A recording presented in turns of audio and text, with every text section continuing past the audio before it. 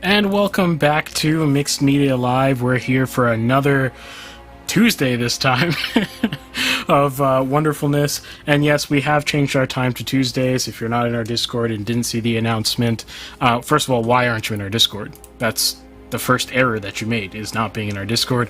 Link in the description. But we had to change our time because our schedules changed. So, as life changes, the show changes. And hopefully you guys can be on the ride regardless of what time we're streaming, or can catch it after the cast is done, whenever is convenient. But before we continue blabbing about and explain what this show is, we should introduce ourselves.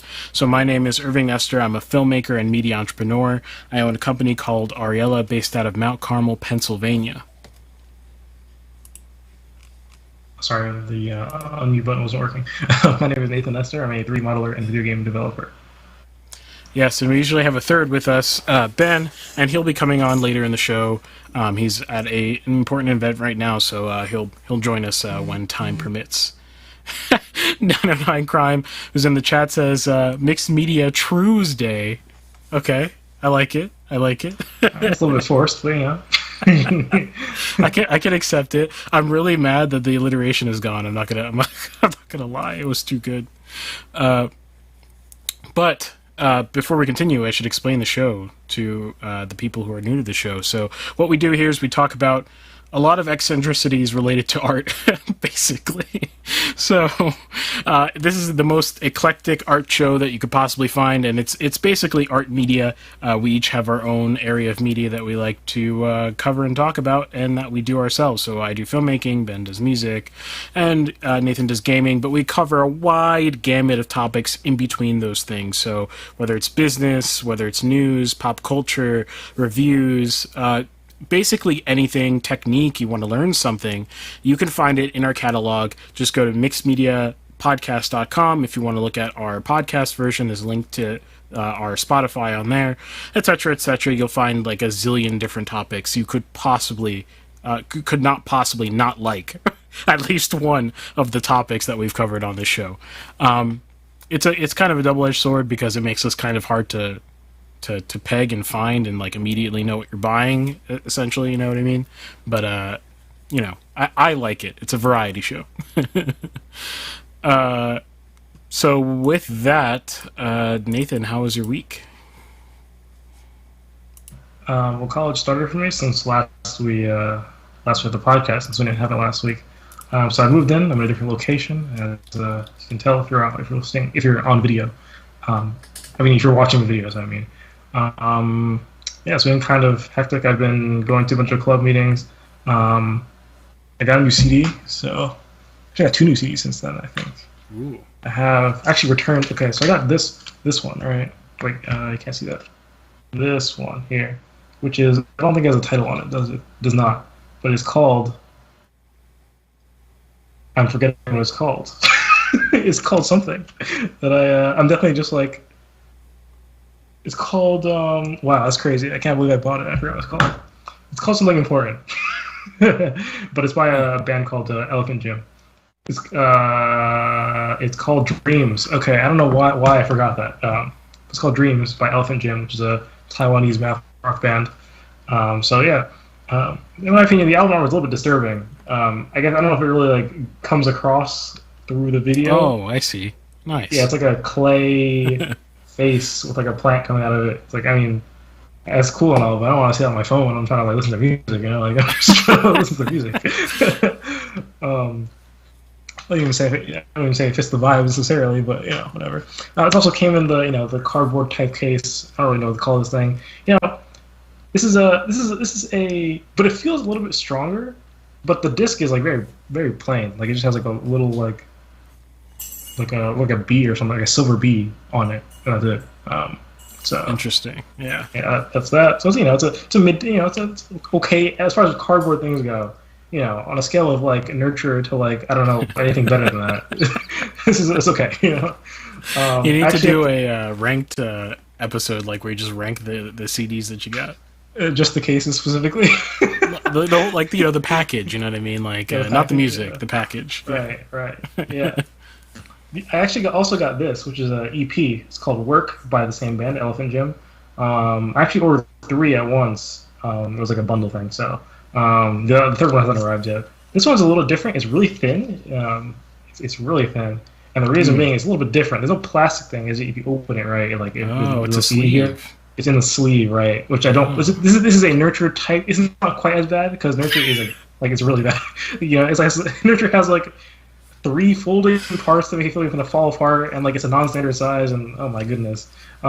This is technically a non-standard size. It's a square, whereas jewel cases are rectangular.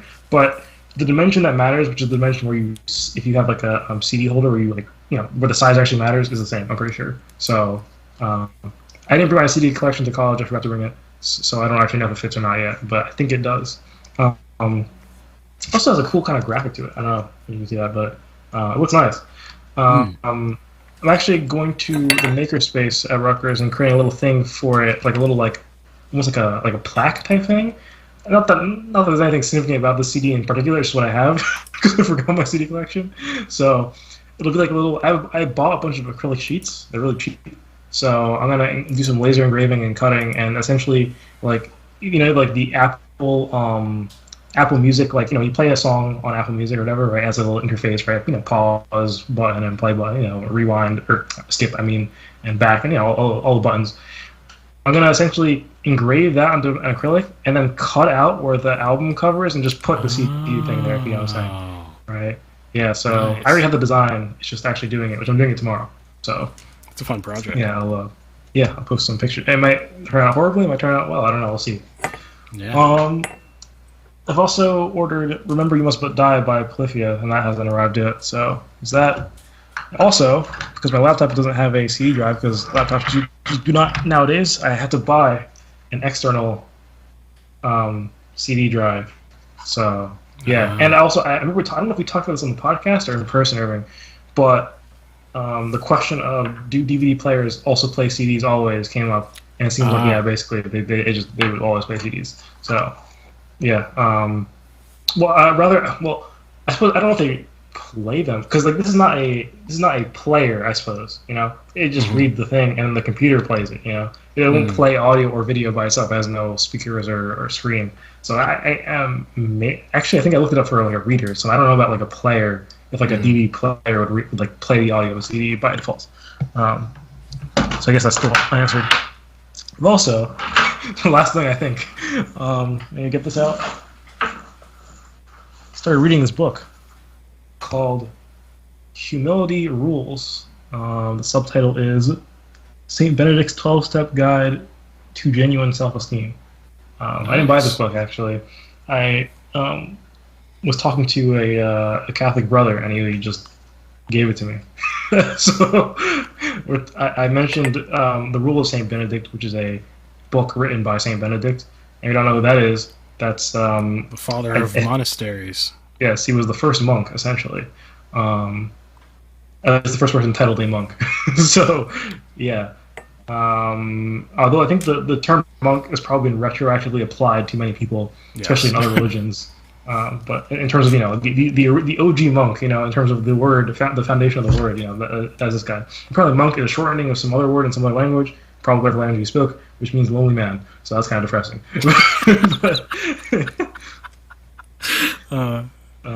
Yeah, and I presumably this is Saint Benedict with a skateboard.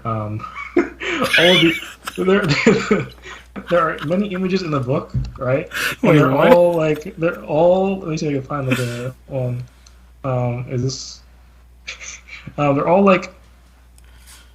Images, right, of like monks, but holding okay, here are some put on camera. Okay, here are some monks. I don't know if you can see that. One's holding an electric guitar, and I think there's an amp somewhere in the image. It's just full of like random images of like monks with I don't know, things you're not expecting to be having. There's one with a cell phone. There's one with a dog just chilling. I guess it's not too strange. One playing tennis. We need a monk at the range. Oh yeah. What? I just flipped through random pages of the dartboard. That's pretty close. He's playing darts. Oh, that's close. Yeah. But So Saint Benedict wrote the Rule of Saint Benedict. Essentially, it's a just some rules about being a monk. Essentially, people were like, hey, I kind of like what you're doing, chilling in the mountain by yourself. And he's like, oh, let me write a book about that. let me tell you how to do that, basically. So that's what that is. And I was going to say something about that. Oh yeah, this book isn't written by Saint Benedict. It's written by someone else who essentially summarizing the rule of Saint Benedict in terms of topics having to do with humility, and it gives you a 12-step guide to it and whatever. So yeah, it's a pretty short read because the text is kind of large margins, and there's images. So I'm like halfway done already. I got this only a few days ago.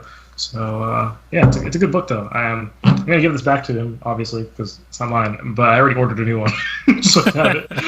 So yeah, that's that. I think that's it. Nice. Yeah, for me, I've been losing my mind busy getting ready for my Dallas trip. Come September, if you didn't know, I have a big trip to Dallas where I'm going to be scanning 400,000 square feet, which is Dealey Plaza, to historically preserve it digitally.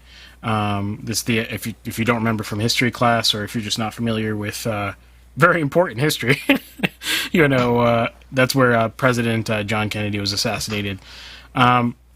And so, yeah, that's a huge project. I'm like a few days behind, and it's I don't feel stress. 95% of stressful situations, but there are certain ones where it's just well, I should say something. It doesn't mean I'm not stressed, that I don't feel it. I just don't have that many emotional responses to the things, if you get what I mean. I tend to be okay, how do I solve this? And that's going to be that. But in the 5% of cases, I hate the feeling of being overwhelmed. It drives me insane. I'm dang, this is the end of the world. So I'm trying to get over it. If I'm a little down during this podcast, I feel okay, but I'm trying to get my project done, or preparation for my project done before having to leave in a few weeks to go to Texas. And if you want to know more about that project, I'm going to be dropping a video hopefully within the next few days on my YouTube channel, explaining what that project is and the scope and scale of it. If you go to, if you search my name, which is right there on the screen, on YouTube, you'll find it, or on Rumble. Or if you search Ariel and my company, you'll also find it as well. And subscribe so you get a notification for when I post. I'm going to be live streaming for hours and hours and hours during the scanning process of Dealey Plaza. So if you want to see me fly drones live, you want to see me potentially deal with cops who don't understand the law live, then you can go to my channel and experience that with me and ensure my life. No, I'm just kidding. But just check me out while I'm doing that. And other than that, what else has been going on? I keep buying stuff for that trip, and one day I've got to do a show and tell of all the stuff I bought. But right now, there's nothing terribly interesting in front of me, so I'll just leave that for later. That's about it. It's been my life. Gotcha. Sounds exciting. Yeah, stressful. How about news? Oh boy, we have some news. The indie dev community has gone absolutely hysterical for no reason, basically, is what's happening. Oh. So I'm going to post a little image. I guess in stream chat it won't show up everywhere. I guess I'll just put it in gaming. But just so someone can double check my math after I say this. Basically what happened is Unity has rolled out, they released a blog post, right? And they said, effective January 1st, 2024, they're going to change the way that payment works. So currently as it is, right, you have no obligation to pay Unity until you're making some incredible amount of money, basically. You have to buy Unity Plus or whatever. And at that point, essentially, it's like the fee is it's not really it's not that crazy. You know what I'm saying? You're fine. That's in opposition to Unreal Engine's pricing, where it's 5% after you make $1 million. So it's also at that point 5%. It's whatever. So people are going crazy because Unity changed their payment plan. So instead, how it works is you will be paid. You have to pay Unity per install of the game after you make $200,000. So this is kind of strange payment plan to be clear. Like it's a very strange model. I've never heard of anyone doing it like that, right? So let's say you have 100,000. Let's say sorry, it's by the way it's $200,000 in the last year. That's what it is. Or I think does that have to be both thresholds? I should be. I think okay. I think it's both. I think you need 200K made. Oh, sorry, no, it's one or the other. Either you make 200K in the past 12 months, or you have 200K lifetime installs. So let's say you have, I don't know, you're selling your game for 50 cents. Kind of strange, but let's say you're selling like 50 cents, Right. and you sell 100,000 copies. You don't have to pay a cent because you haven't gotten 200,000 yet. Once you get 200,000, you pay 20 cents per install, and that ratio the price gets lower actually essentially the better you're doing. So essentially, like different thresholds, and the more installs you get, the less money you pay per install. Down to like I think it's like 1 cent per install. I think at some point. That's a special deal for emerging markets. It seems. But the standard monthly rate, the lowest you can get, it looks like it's 2 cents, and that's if you sell you have over a million installs, right? But if you get Unity Pro, it's a whole chart, and it's a little bit much, but essentially there are different amounts you can pay depending on certain situations. But essentially the thing is, it's switching from you pay a subscription to you pay per install, right? And this is kind of strange because like per install, it's not like you're using some service, like you're downloading from like a Unity service whenever someone installs your game, right? It'll be from maybe your own website's server, or from Steam, or from itch, or wherever, right? It's not like Unity's paying for that. But Unity in the block load is essentially saying you're paying for the Unity runtime. Essentially, that's what's happening. You have a Unity runtime fee. So in order for the game to actually run on someone's computer, the Unity runtime is like the thing that is essentially the engine in work, right? It's what takes what you've coded, and it with the Unity runtime makes it all work and all that good stuff. I don't know the technical details, but that's what I understand. Right. So the idea is that every time someone installs it, you're paying for the Unity runtime. Okay. I guess that makes sense. I was confused at first, but now I think I get it. Right. People are going bonkers because they're like, oh, wow, that's a lot of money. 20 cents is a lot of money to pay for install. Okay, Wait, okay. Is it? No. The answer is no. It's not. Okay. People are like, wait, I thought you said it was over 200,000. Yes. Wait. So I want you to go to if you go to the gaming channel, I posted the Reddit thing. I put it in the chat actually, and if you look at these people, like the replies, you think like Unity is like charging people $1 million to like use their engine. Like I don't understand what's happening. I paste it in the chats. There you go. Interesting. Okay, so like if you're at like let's see the first comment. Just once away, I would like to hear some news about Unity and for it to be good. Blah blah. Well, time to start learning Godot. Yeah, stuff like this. Apparently, Unity's a zombie company. They're almost minus billion a year. Apparently. Like what? Yeah, that's what. Okay, I don't know. This is according to to a Reddit comment. I don't know if it's true or not.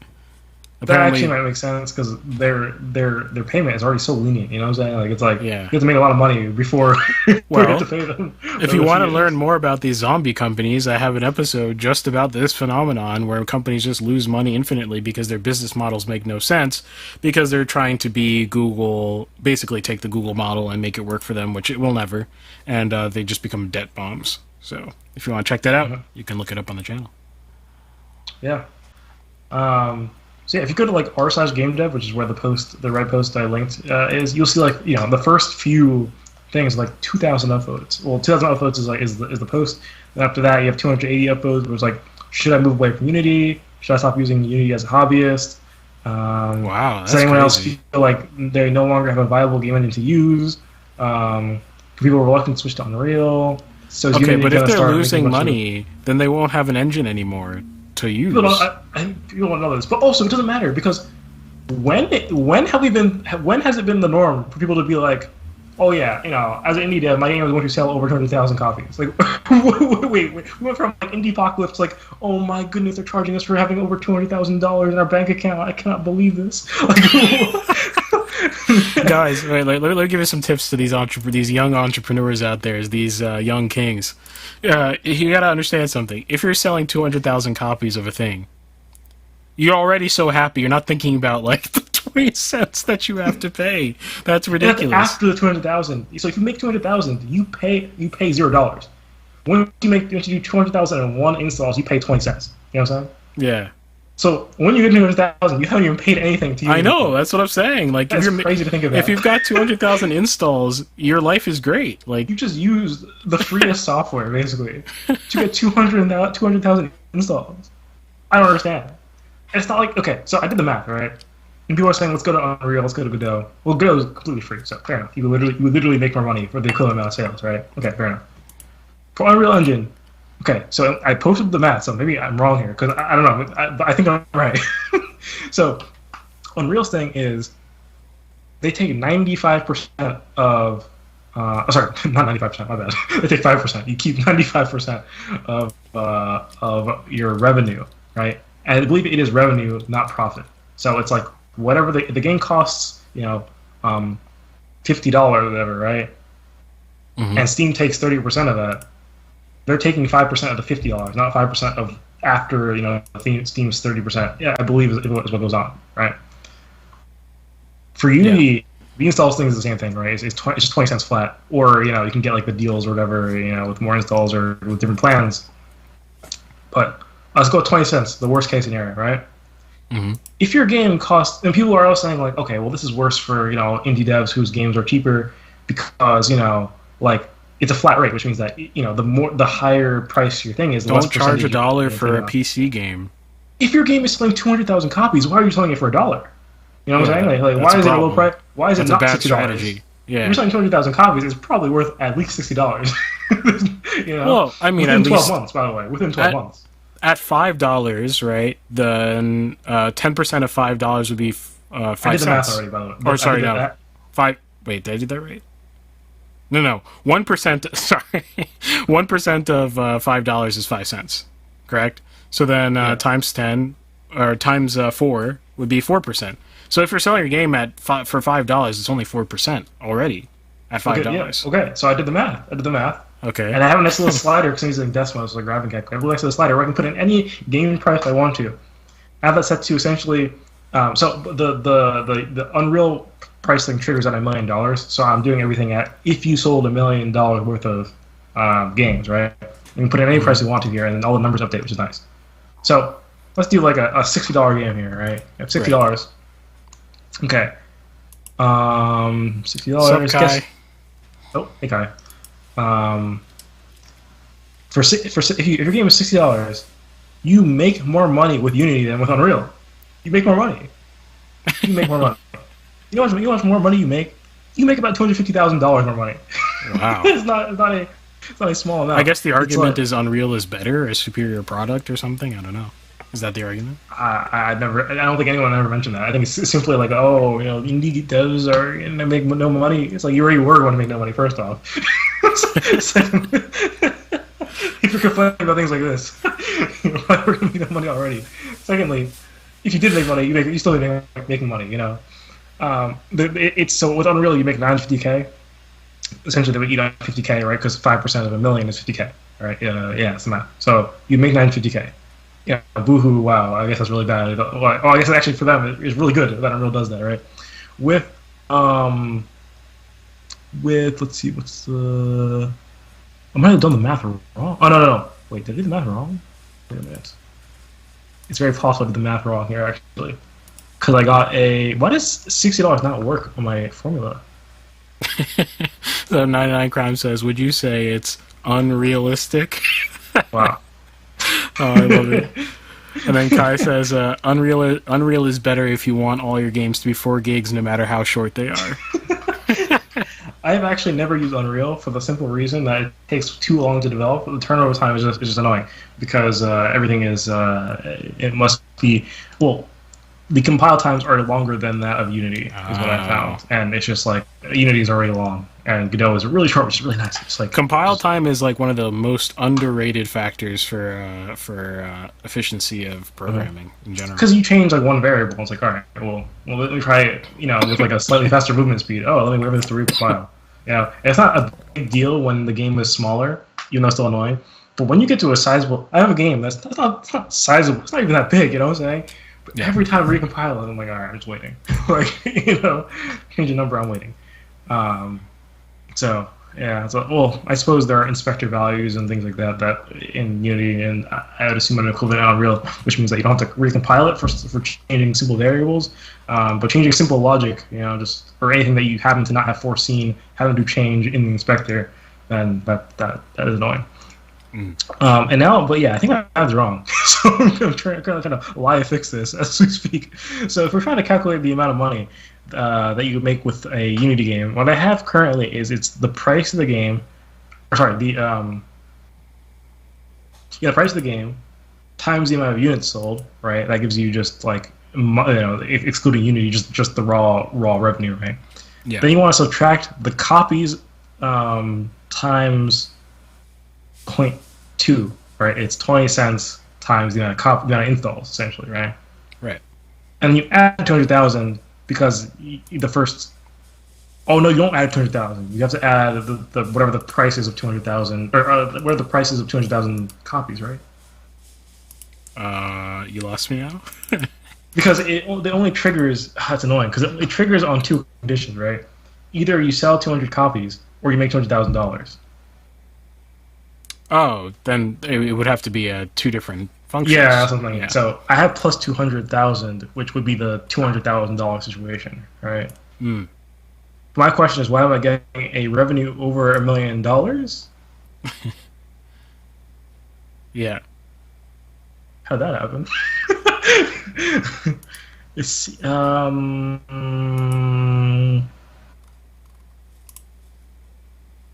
what? Oh, I see. I see. I didn't know what image you're referring to until just now. Oh, okay. Yeah, it's there. I just have plus 200,000, which seems to not make sense. Situation, apparently.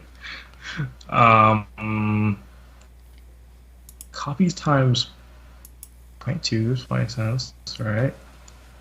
Then you got 200,000, and it makes it like kind of massive, which is not good.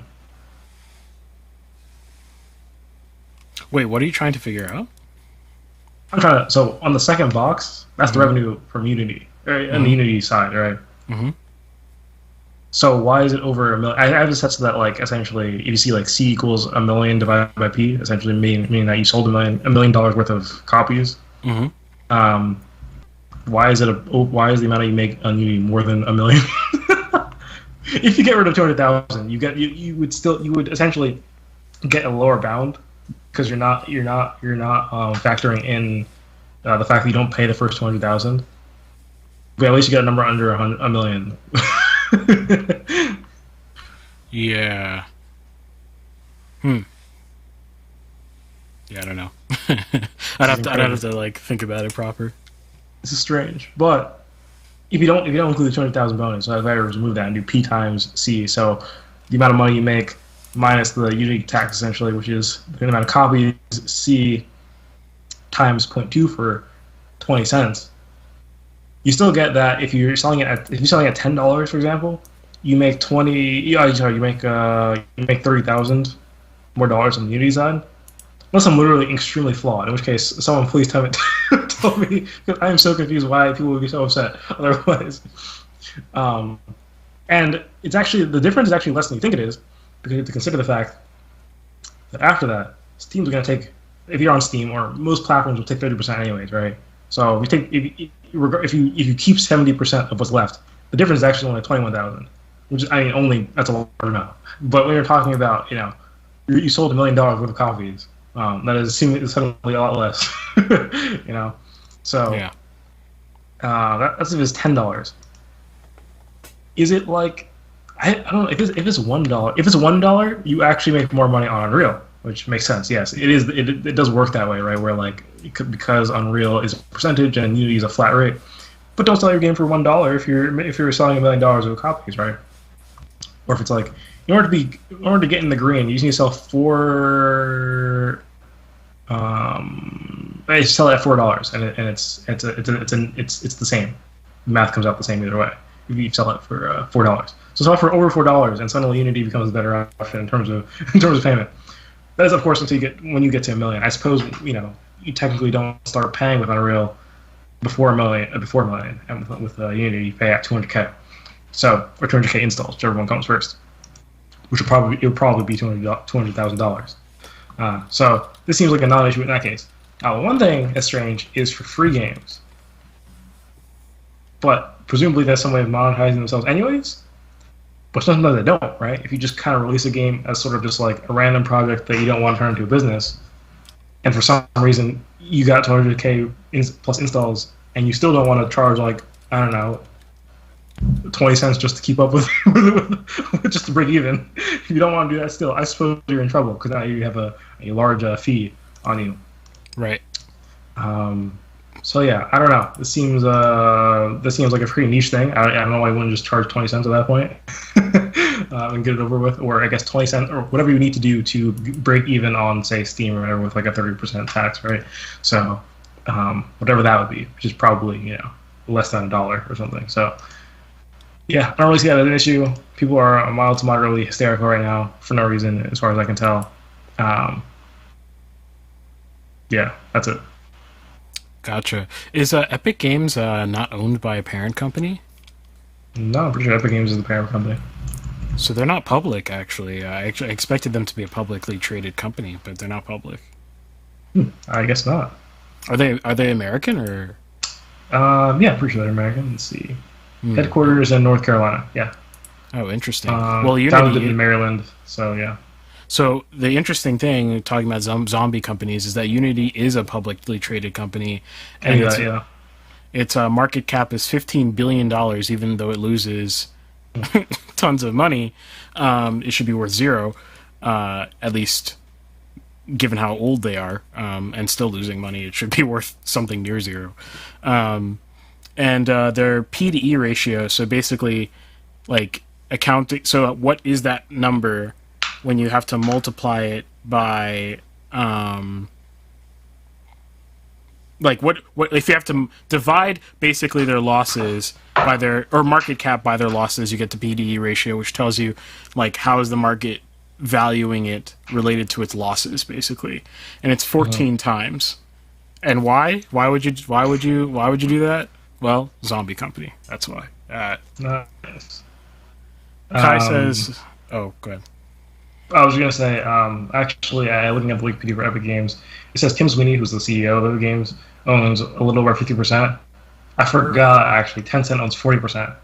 Sony owns 4.9%. I actually have no idea about that. There's something called Kirkby, ever heard of that? Owns 30%. So Kai says, Epic isn't owned by a parent company unless you are a very China-phobic conspiracy theorist. Oh, okay. Yeah, okay. Tencent does. No, Tencent owns 40%. 40%'s a lot.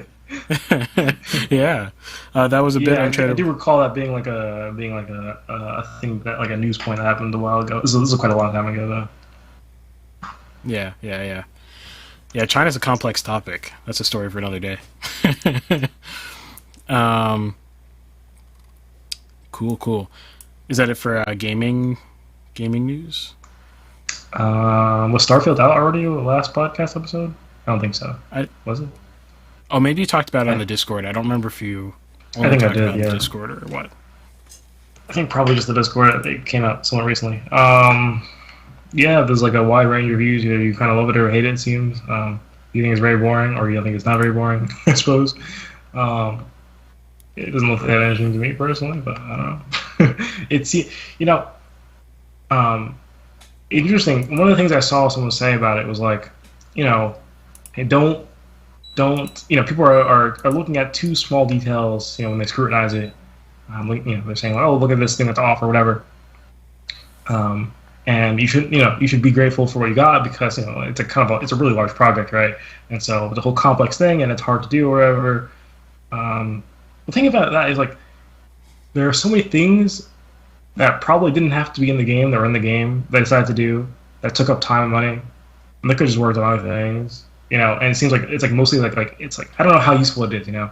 For example, people are like praising it for the amount of like just things like if you go to like in a room, right? It feels more realistic because there's so many like random trinkets on like tables and shelves and stuff like that, right? They're all 3D modeled and you just can select it, you can fully view it in 3D, right? It's like they could have just like not had that many. You know, like that, you know. I don't know how much of a difference that would make the experience, you know. Maybe I'm wrong. Maybe the item, the item placement really truly brings it all together. But like, you could really reduce. It is. I've seen the image. It is truly a lot of items. It just like reduces by 10% or something, right? Like I don't know. Like, that's just the bare minimum, though. I feel like you could probably reduce by more, and it probably wouldn't be a big deal. But yeah, I don't know. One thing I really just like it bothers me so much in games nowadays are like just bugs, even if it's small. It just ejects you so hard out of the thing. There's no bugs in movies, you know, like usually. You know? Well, there can be some bad artifacts in movies too, but that's a lot more rare. Yeah, it's not like, you know, you're playing, you know, the latest and greatest, you know, or playing, I mean, watching, you know, the latest and greatest, I don't know, insert blockbuster director movie, right? And then, like, yeah, like, that's what it's expected, right? You're going to find, like, multiple bugs in, you know, some AAA game. You're watching some random, I don't know, Michael Bay movie or something like that, right? You don't expect to see a random blotch on the screen, right? Randomly, like, oh, what's that? You know, like, it's just like, I don't know.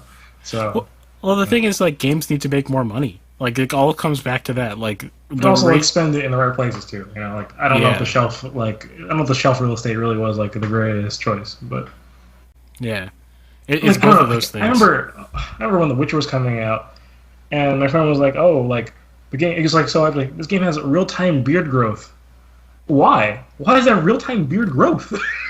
If it didn't have real time beard growth, who would notice? Who would be like, oh, you know what this game's missing? Real-time beard growth. That's what I want right now. You know, not a single soul would have bought would have like even like considered not buying the game or something. Nobody was converted because they heard about real-time beard growth. Okay, real-time beard growth was not required. It just seemed to consume like money for no reason. Okay, unless maybe they were trying to like experiment with it and like think, okay, maybe in the future we'll use real-time beard growth or real-time hair growth in general for other games like that. I don't think we've ever seen any sort of like, oh wow, we have like real-time hair growing and this actually matters ever since then, right?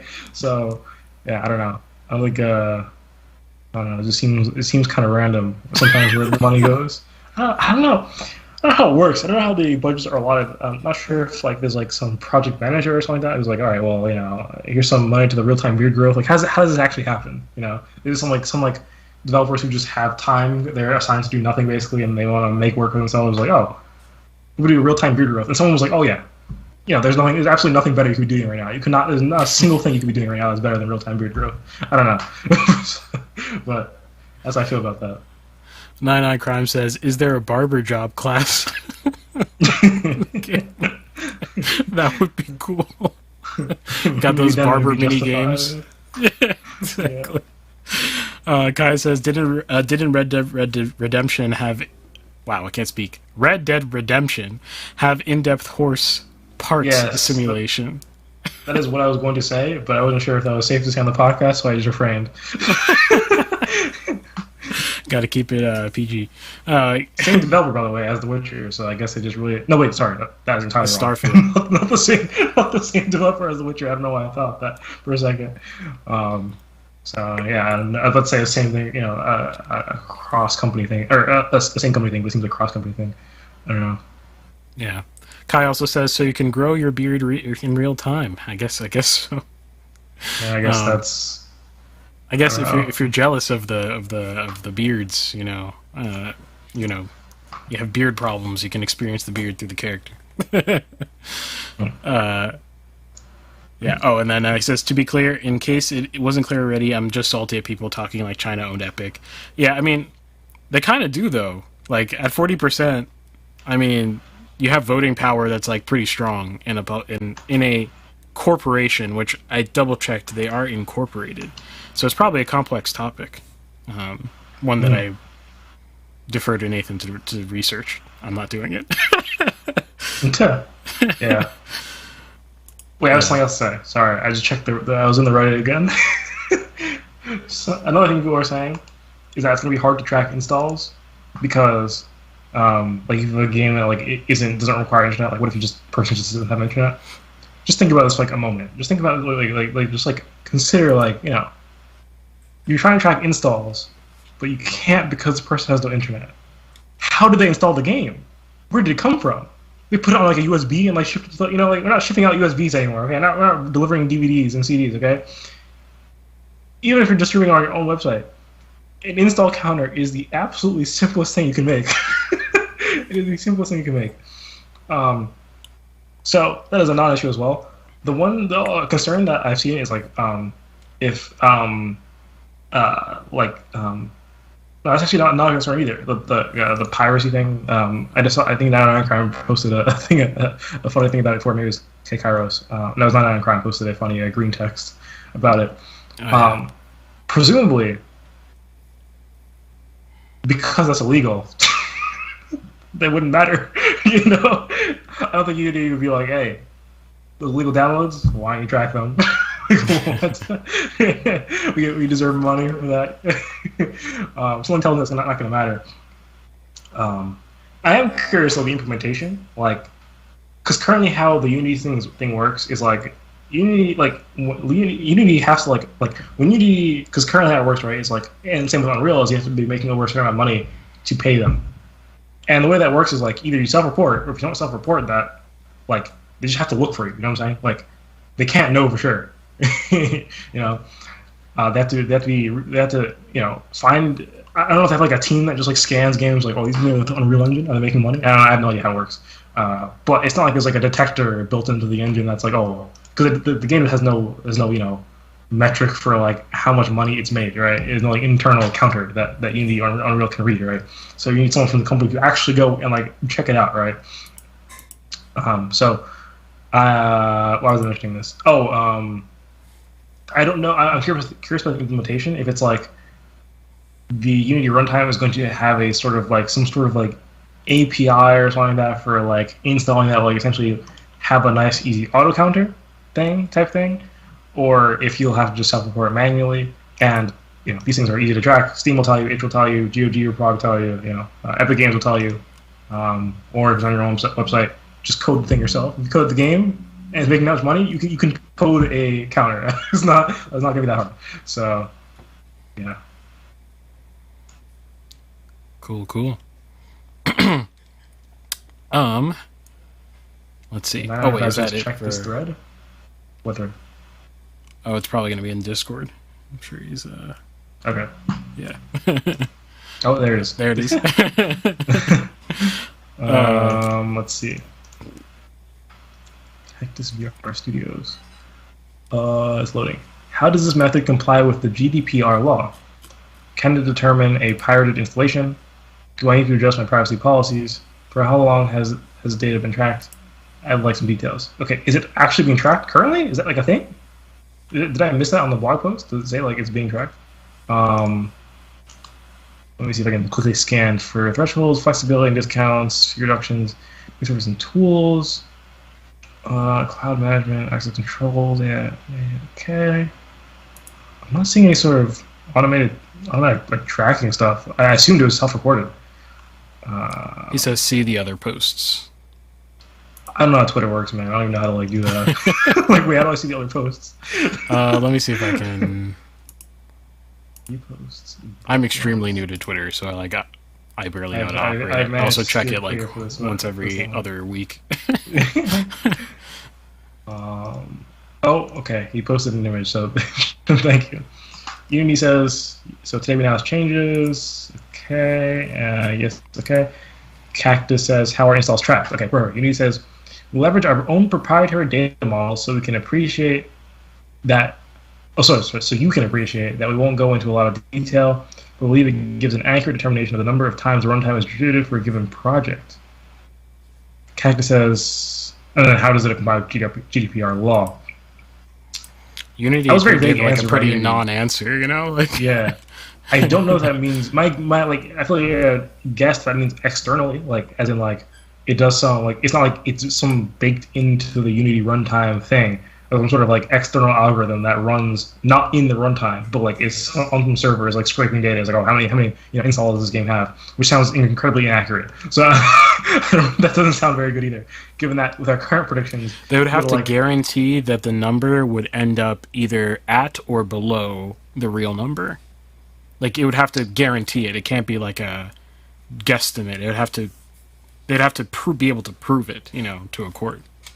Right. I don't know if is it Steam Spy or SteamDB that has. I think it's Steam Spy that has revenue. It might have. I know it has owner ranges. It might have a revenue range as well. But the thing is, like, I think they have they say 90% sure, but the range is massive. It's always like some basically like, all right, this is like not really that helpful. It's like gives you essentially brackets of success, basically, of like no one was downloaded this, some people downloaded this, a lot of people downloaded it, that kind of thing. It's like not very precise at all. So I don't know how much I would trust a external thing to do that, or an internal thing, because how do you know when it's installed? Like, how does it know? I don't know. Maybe there are ways, and like why can't it just ping a server, But then that sounds like it'd be easily exploited if someone just like does the ping intentionally to like make the person like seem like there are more installed than there actually are. You know what I'm saying? How would it? How would you like if it's just a one time upon installation? If you get what I mean. Oh, we'll say maybe it's like on installation, and then maybe like sends some. Well, how would you? Yeah, so let's say some malicious person for some reason wanted to cause this developer to have a very large fee on their bill, right? Mm-hmm. Couldn't they just replicate whatever that ping is, whatever that? Can't they just? They do it like they do key validations, basically, like for anything. Obviously, depending on how you do that, that can be spoofed. But what you mean, like you just send? So you're saying like you send some unique token essentially? Yeah, and exactly. Then, but how is the unique token even like so? Like I think like on unless the token is generated before the install happens. Because if the install happens and the token is generated afterwards, then I think that's bad because it means the token generating code is on the client system and can always be run over and over again. You know what I'm saying, right? Whereas if it's done before, like on because you can't trust anything that goes on the client, so you need to do the token generation on a server. So what I'm saying is like if you grab sorry, I don't know why we're designing the system for Unity right now.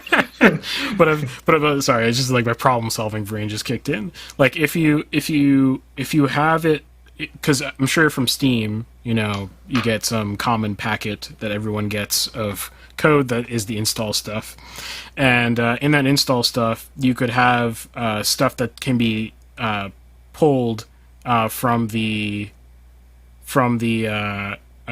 server. You see what I'm saying? Maybe, yeah. And then there can be a handshake. And then, something like that. That would work, but that doesn't explain why they leverage their own proprietary data model. There'd be nothing, like that sounds. To try to drive up their stock price so they can borrow more money. Yeah, I don't know. Yeah, interesting. Okay, so I don't know if that violates GDPR or not. I'm not familiar. I don't see why it would tracking if you've used the software. The handshake I know. Okay, thing. I know. Oh, yeah, because like the token is like uniquely identifying to your machine, I guess, technically speaking, or probably more likely it's uniquely identifying to your Steam account or something like that. Actually, I don't know. No, this is a good question. If you have a game on Steam, you download it on multiple computers. Is that 20 cents per install like that, like per computer? Because suddenly the math is different. Because one download, you can make, I don't know, $30 off of it. You could pay 40 cents if someone downloads it on two computers, which is literally double, which scales poorly, very poorly. That's curious. I'm curious about that because it says installs specifically, not purchases. Okay, that's a little bit. I don't know about that actually. I would prefer purchases. I feel like install is a little bit strange, but we await your. You could even have something to spoof. Just a bunch of installs, right? If you have like I don't know something. I don't know why you do. I don't know. I guess people are malicious, but you have some like VM thing that just like instantly generates VMs to spoof like multiple computers, and then the green text is becoming a reality. Yeah. I don't know. I mean, I'm sure. Like I don't know. Nothing Unity has done in the past has really like perturbed me that much.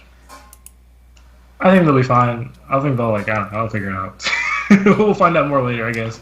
Not really point We speculating await now. Unity's ultimate play. We'll see if it'll it'll be legal and they'll actually make money, which is still sus to me because the even the resulting business model doesn't seem like they'll make money. So Yeah.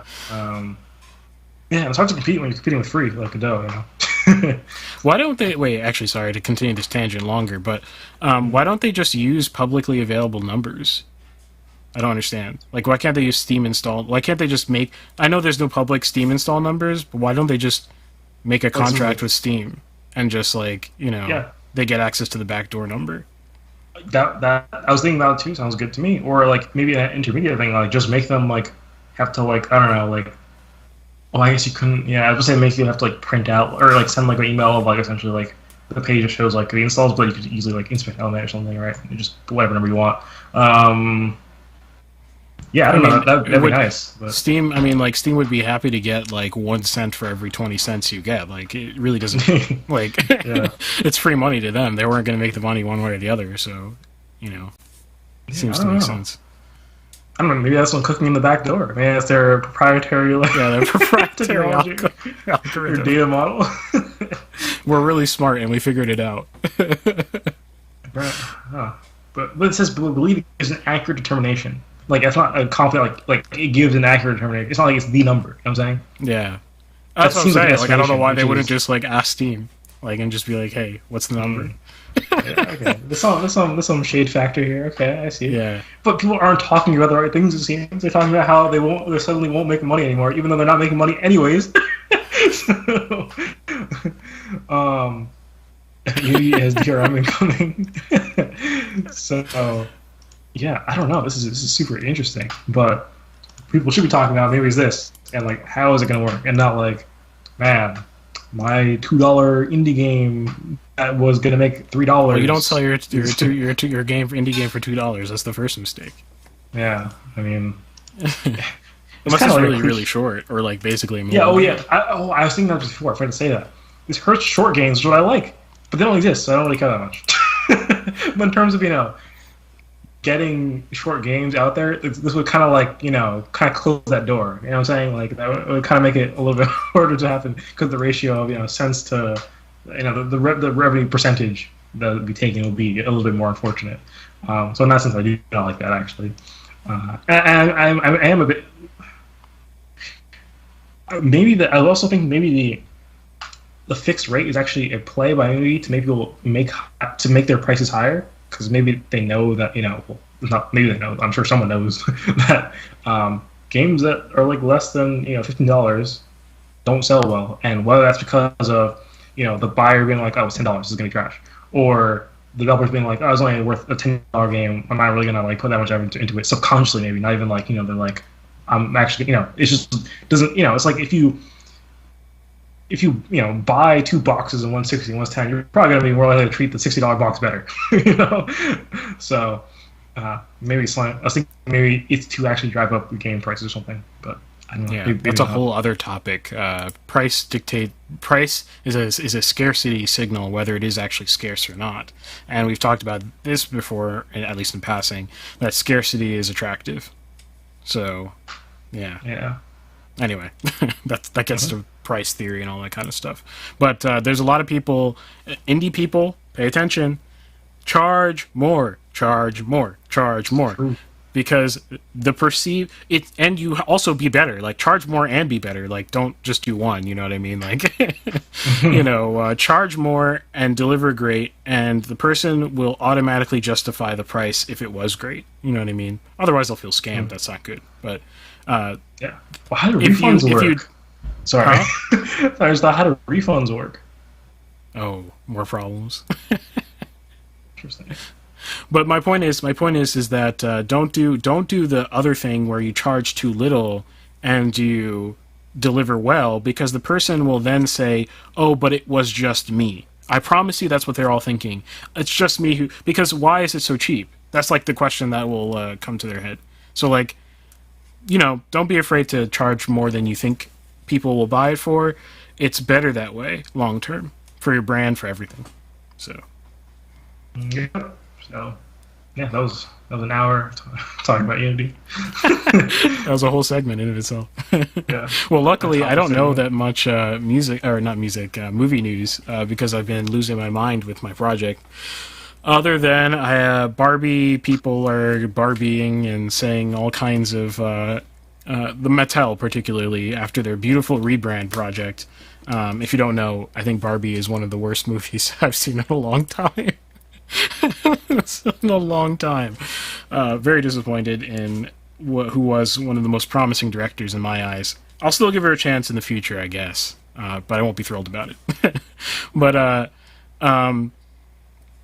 yeah, they're bragging about how much money they made and how successful they are. They're going to make a Barbie 2, they've announced, because we need to make sequels of everything. They're also going to make a Rock'em Sock'em Robots movie, they're bragging about, because they own that as well. They also own, apparently, the toy rights for Barney. I didn't know that. And so they're going to make a Barney movie. So basically, they're going to take your entire childhood and destroy it. So, This is Disney too, actually. exactly. Mattel is looking at the Disney model. They're like, this looks good for us. And so Mattel Plus coming in 5 years.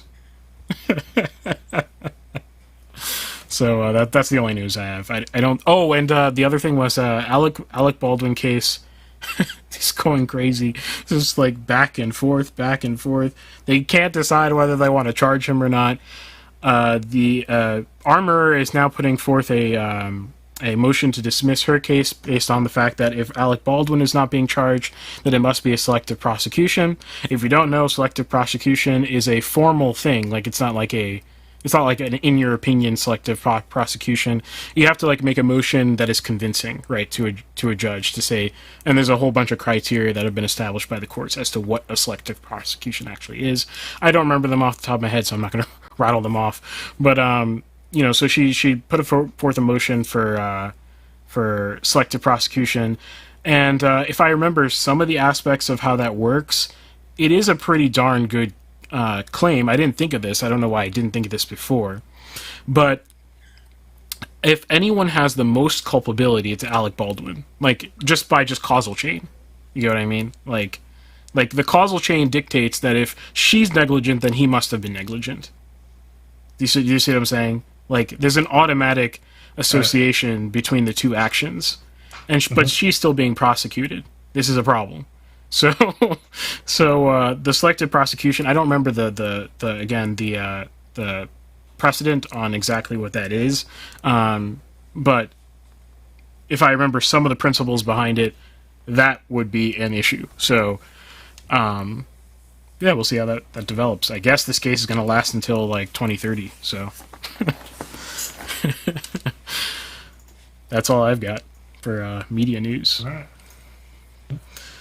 Cool. Well, let's give a shout out to our local supporters. So that's 99 Crime and Kai, who are both in the chat. Shout out to y'all.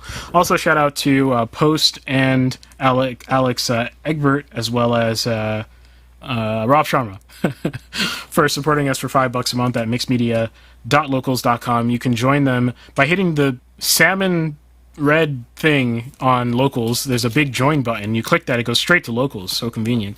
But if you are anywhere else, you can go to mixedmedia.locals.com and you can find the perks that come along with that. So yeah, thank you guys for the help. Helps a lot. So shall we go to the first segment? Yep. Okay, so first I'm going to be talking about a short film that I shot a few years ago. I was going to talk about the sort of... Actually, it's probably a good thing I'm not talking about it, because Ben is not here still. But I was going to talk about the business model that we started addressing for movie theaters in the last show that I did, where I had a topic segment. I just don't have the time right now. I'm going insane. So instead I'm going to be talking about that either next time or the time after that, depending on when my life stops being heck. So I'll be doing that. But this time, I'm going to be doing a little bit more relaxed look of that short film. It's technically the first pilot episode of a indie show. Talk about the lighting setup that I did, because it's rather simple. setups, and it was very run and gun. So we're going to be going through some frames, and then after that we'll be doing an argument with Reddit, and then finally to tie up the show, Ben will, when he comes on, he'll talk about an album called Voices, which is a big band album, is my understanding. So stick around for that if you are interested. So yeah, let's go to the first big segment of the day. Mixed Media Movies. And welcome back to Mixed Media. If you've stuck around this long in the live chat, watching live, thank you for continuing to watch the show. If you're new to the show and you're new to the... wow, I can't talk. And you're just listening to this segment alone, my name is Irving Nestor. I'm a filmmaker and media entrepreneur. I own a company called Ariella based out of Mount Carmel, Pennsylvania. And I'm Nathan Nestor. I'm a 3D modeler and video game developer. And usually we have Ben with us as well, who is a composer, but he will be coming later on in the show. Okay, so if you didn't know, I do films. I do film things. I don't do it as often as I would like. I did this particular short film or pilot episode of a indie TV show a few years ago. I think it was 2 years ago, roughly. And I also did all the post-production for it, which was a big mistake. I was completely underpaid, and that's a lesson I'll take to the grave with me. Is don't work for I don't work with this director anymore. I anticipate I never will. He wasn't good. So I learned a lot of lessons on that shoot. But another thing that I did learn was this is the first time I had to do sort of that like New York, LA style run and gun, indie, like you didn't do any prep because there's no time for prep, there's no money for prep. All you did was have a basic notion of what is trying to be achieved with this short film, and then you did it. And that's what I did. It came out mostly good from a visual perspective, from a cinematography perspective. I was the director of photography, and kind of also directed a little bit, not on purpose, but to stop the thing from falling apart. So I'll be talking about some of the frames that came out of that. I don't know if I have permission to share the video, so I'm just going to pull some random frames that exemplify some of the lighting in particular, and maybe some of the stuff that I did with color to help me out, bring out some of the lighting that I intended to do, and why I did it. I thought it would be fun. Hopefully it is fun and interesting. I don't think I've ever showed anything I've shot on the show before. At least I don't remember if I have. So this should be fun. Sweet. Yeah, I don't know how I've managed to not do that. So this is the prime opportunity. So let me give me a chance to get a nice setup going for these images. Hopefully this is enough. Let me know if this is big enough, if you want it to be bigger. Actually, it can be bigger than that. We got to dial into this. We got to know what's going on. Okay. So I'm just going to cover myself up a little bit. That's fine. Okay, so just to give you a little bit of background of this particular project, and these frames might not be ordered well, so I might skip around.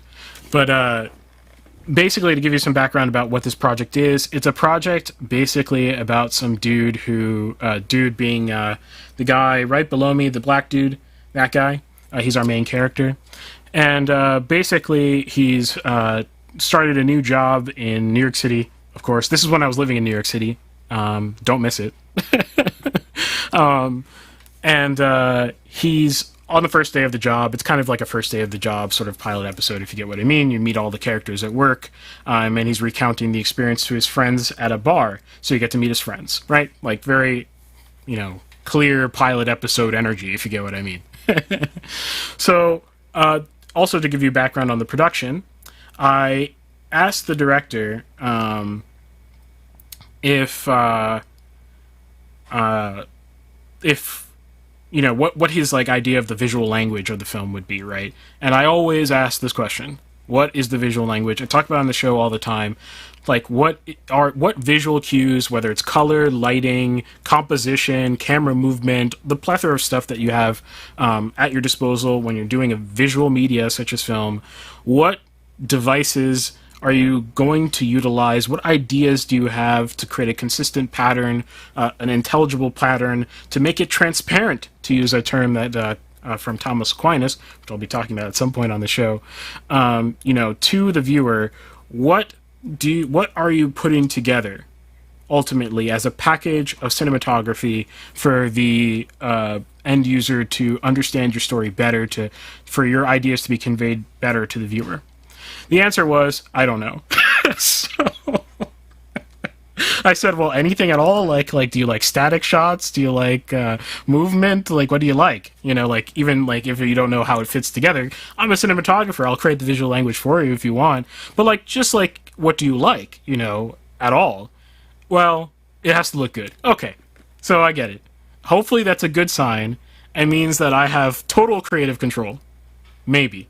It also could be a very bad thing. What? For some context, is this guy a newer guy, or how many? Yeah, this is his first. This is his directorial debut. But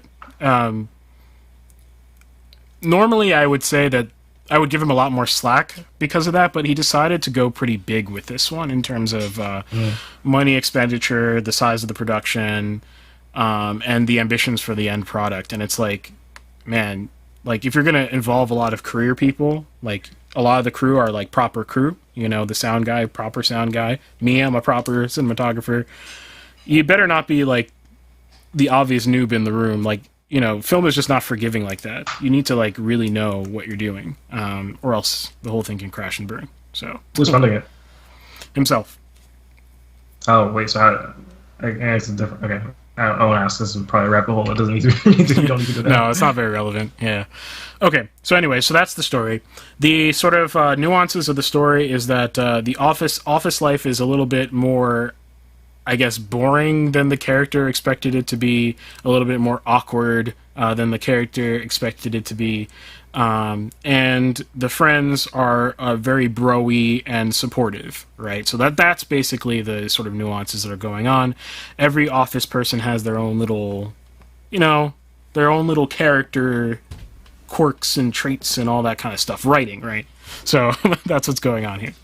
So, by the way, let me know if you think that these are actually good or not. Obviously, I'm biased, but as I go through this, if you have anything at all to say about the frames, I would love to know because I want to improve. But in any case, so the only prep that I had going into this was I insisted upon going to as many of the locations as possible beforehand, which I highly recommend if you're an indie DP. This is the single, if you can get one thing from your production at all, just one thing at all, the one thing that you absolutely need is to get an idea of the space that you're working with, because if you don't have much of a budget, if you're not going to be renting tons of lights, you don't have your own gaffer, you don't have a whole bunch of crew behind you, you need to be able to at least pre-prepare some of the logistics of the lighting in particular of the spaces that you'll be in. So I insisted upon that. He granted me that. He just simply asked for permission that we go see the spaces earlier. I went with him alone, and I took a bunch of pictures, and I took my 360 camera and took a bunch of video as well of the space so that I could always remember and go back to what that space is like. That does not mean that I was prepared enough, just because of that, to walk on site and just set up everything as I pre-planned. I didn't even attempt to do that. It's basically not possible, and I wasn't being paid enough to do that, frankly. So I wasn't going to.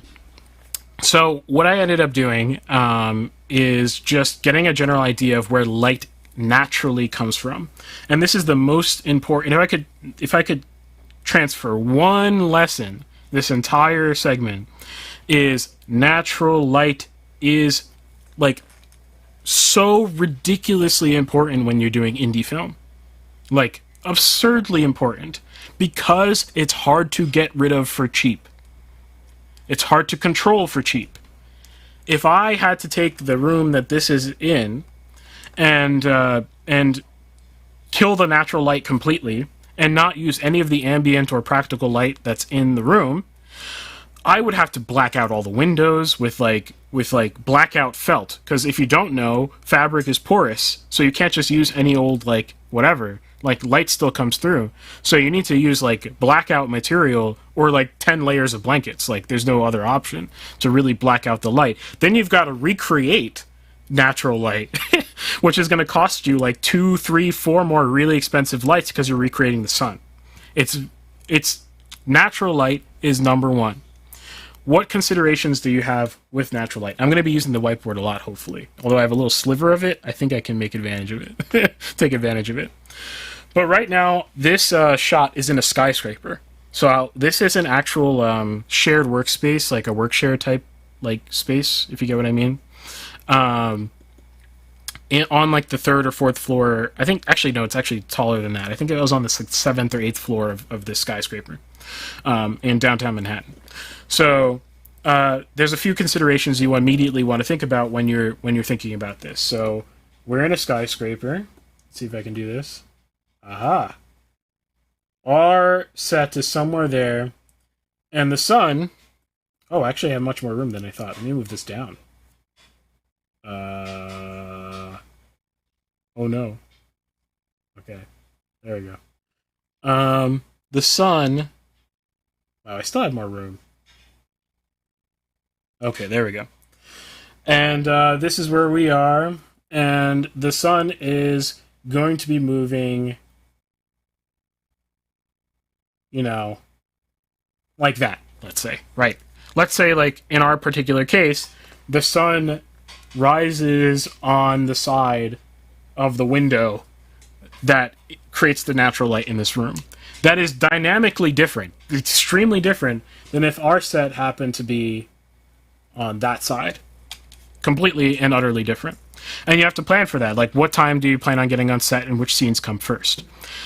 You better hope that the production is organized to at least tell you that much. If they're not going to tell you that much, you demand it. Demand it, demand it, demand it. Harass whoever you possibly can harass to know the information of what scenes come when and where those scenes are going to be. So in my case, because I visited the place, I had the schedule beforehand. The production was put together on the schedule front, which I really appreciated. I knew where the sun would be at most times of actual filming. Now, you want to have the experience to understand when the schedule is ridiculous. So you have to infer a few things. So my schedule, I believe, told us that we'd start shooting at something like 9 a.m. Okay, never does this ever happen. Like, that's just not a thing. They put it, you should put down 9 a.m. start as like an ambitious, ambitious goal. But does it ever happen? No. So what do I do in my head? I go, okay, so that means we're starting at maybe 10:30 or 11. So why does it never happen? Because all the actors have to come in, they have to put makeup, they put time in for that beforehand, but they don't put enough time. It's like a half hour. Like, arrive at 8:30 if you're an actor. Is it less like, I was thinking that maybe it's too early you're saying. It's just that, like, it always starts later than it says, regardless of when it is. Okay. I have to set up everything, the lights, the camera, everything, other equipment has to be set up. It's just not going to happen. I think the call time it might have started at 9, the call time might have been 8. An hour is not enough to prepare the set to start shooting when the schedule says we're going to start shooting. So we're going to start at 10:30, 11, right? Which means we're going to have like an hour and a half of shooting before people want lunch. You got to have all this context in your head. So when you're doing indie shoots. So if we're starting something more like 10:30, 11, then the sun's like starting point is going to be something much more like that, right? And the change in angle of the sun related to the window as time progresses is actually not going to be so bad, right? Like, it's not going to change so drastically in a short period of time that shadows are going to start changing, like, length, like, enormously, or the amount of light entering the apartment is going to get extremely low all of a sudden, right? Seasons also affect this, so you got to keep that in mind. So that's the first thing. The first advice is know the location, know where the lights come from. I went to that location at night, but I see that there was a whole bank of windows. Let me draw the environment, because that's actually the important part now. Let's see here. Is there no quick way to do this? Okay. What are you trying to do? Just erase what I have. Oh. Let's see here. Okay, there we go. Oh, there we not go. Why can't I erase it? Okay, well, I'll delete the layer. It's just gonna have to be what it is. Okay, so sorry about that.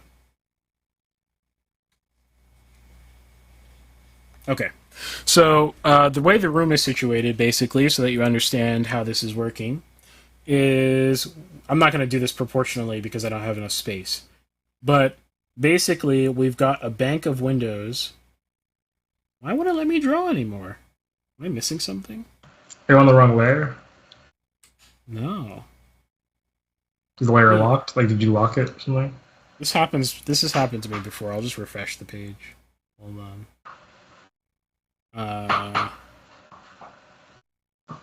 Or I'm just frozen, actually. Oh. That might explain it. Okay, let's see if we got this now.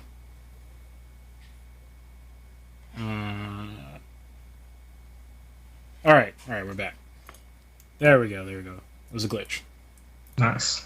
Okay, so the way that you do this is, or the way that the room was 3 windows, if I remember correctly. Is that showing up? Yes, it is. 3 windows. These are the windows. This is top down. 3 windows, and we have the rest of the room, to the right? There's a whole area that we're not allowed to use because, well, it was a very dank situation. So we couldn't use the rest of it because we rented an area of the place. Not advisable, by the way. Don't do that. But this area over here is no-go zone. Okay. So the other thing I noticed is that the space that I'm working in is very tight. So that means that I have a certain constriction of like camera angles. And the other thing I have to worry about is we're trying to simulate separate office spaces in a large office building in half of a suite. So basically my backdrops have to be unique enough that it doesn't feel like we're as constricted as we are. Now, that won't be fully achieved, I don't think, retrospectively looking at it, but I think it'll be, achieved enough to be passable, basically. Given that it's that challenging to do that, it is what it is. So, what do you do as a cinematographer? Well, if there's a set designer, here's where you start to want to talk to the set designer to discuss where the layouts of the different setups are going to be. Unless there's no set designer, which there was no set designer. So who is the de facto set designer if there's no set designer? The director. So you ask the director, you say, where are the spots going to be? We'll figure it out day of.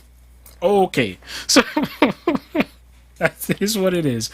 He gave me some ideas because there's a back room over in this... Oh.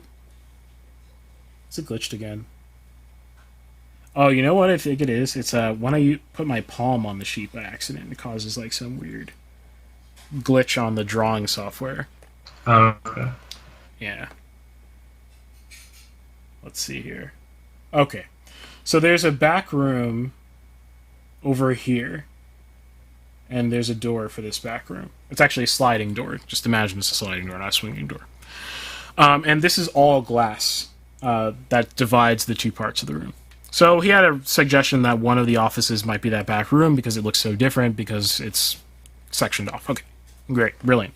So when you get there, you have the option to assert yourself as the cinematographer and be like, okay, well, if you want this to look good, it's got to be here, here, here. Or you can stay quiet and let yourself look bad with the end result. So you got to speak, is my other advice. You got to speak. Like, the DP, more than anyone, is going to be scrutinized with the end product of the film. The director, even if they're not competent, will blame you for everything. This is the film industry. If you're shocked at any of this, they will blame you for everything because it's obviously your fault if anything goes bad. So you got to be vocal and your own advocate too. It leads to a lot of problems on indie sets where there's no trust, right? I'm cognizant of that because I've run my own set before. So I don't want to... The way you advocate for yourself, don't make the director feel like they're stupid or like...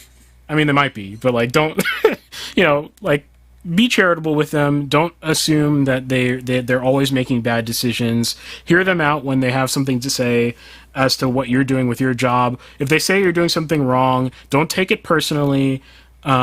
Instead, take it as an opportunity to try to understand what's going on in their mind. So if they say, I just don't like the way this shot looks, don't be like, why aren't you specific, man? That's not going to help you in the moment, right? Like, that's like just not helpful. Instead, look at the shot again and start asking questions like, hey, like, is it that you don't like the framing, like you want it to be closer, like, and you should hopefully, or as the day goes on, get a better and better idea as to what the director means when they say certain very vague things. As a director, don't be vague. That's actually the answer. But, if you're on the other end of a vague director, that's the way you handle it. Same thing for actors, by the way. Actors get really stressed with vague directors. It's actually kind of abusive to be a vague director to an actor. Actors have some of the roughest jobs, actually. Obviously, I don't feel bad for people making millions of dollars if they're actually in Hollywood, you know what I mean? But the actual act of acting for a director who is not good at directing actors is really actually pretty cruel. But that's a story for another day. So that's our lighting setup. We've also got a bunch of hanging lights around the room. I'm just going to put some circles to represent them. So they're kind of in a very large grid, these sort of hanging fixtures. And then we've also got these wall sconces that were a little bit more periodic. You can actually see in the image below, you can see some of the wall sconces splashing on the back of the wall there, right? Okay. And then we've got some decorative fixtures like you can see behind the other character there. Okay. So, there's a very good advice given by a famous cinematographer, and I can't remember actually which one it is, but it's something that's repeated in the industry like over and over and over again. And the advice is start lighting by turning only one light on. Now, in Hollywood, I would say that's more of a learning rule of thumb than it is an actual you could be a great gaffer, a great cinematographer, just starting with a blank canvas, just pitch black and go crazy, and you can be amazing. But that comes with skill, right? And money, the ability to do it. In the indie world, that is way more true. Way, way, way more true. Now, which light, again, as we discussed, can we not turn off? Well, we can't turn off the natural light. The sunlight, yeah. Yeah. So you're already starting with one light. So start thinking about the room with every other light off, those wall sconces off, those top lights off, everything off, and just look at the room from the perspective of that one light, which is the natural light pushing in. Now, on the frame below, excuse me, the natural light is pushing in from left of frame. And it's quality natural light. It's actually being diffused by the shades that are actually there. I used the shades to my advantage so that I could diffuse the light so it wasn't harsh, right? So the way we'll represent that is we'll put little shades there. They were very high quality shades, which they actually didn't have to be, so I got very lucky. Meaning that they didn't create a weird color or they didn't mess with the light terribly, and it actually diffused the light really well, and it covered the entire window instead of leaking light here and there. So it was practically film diffusion, which was very appreciated.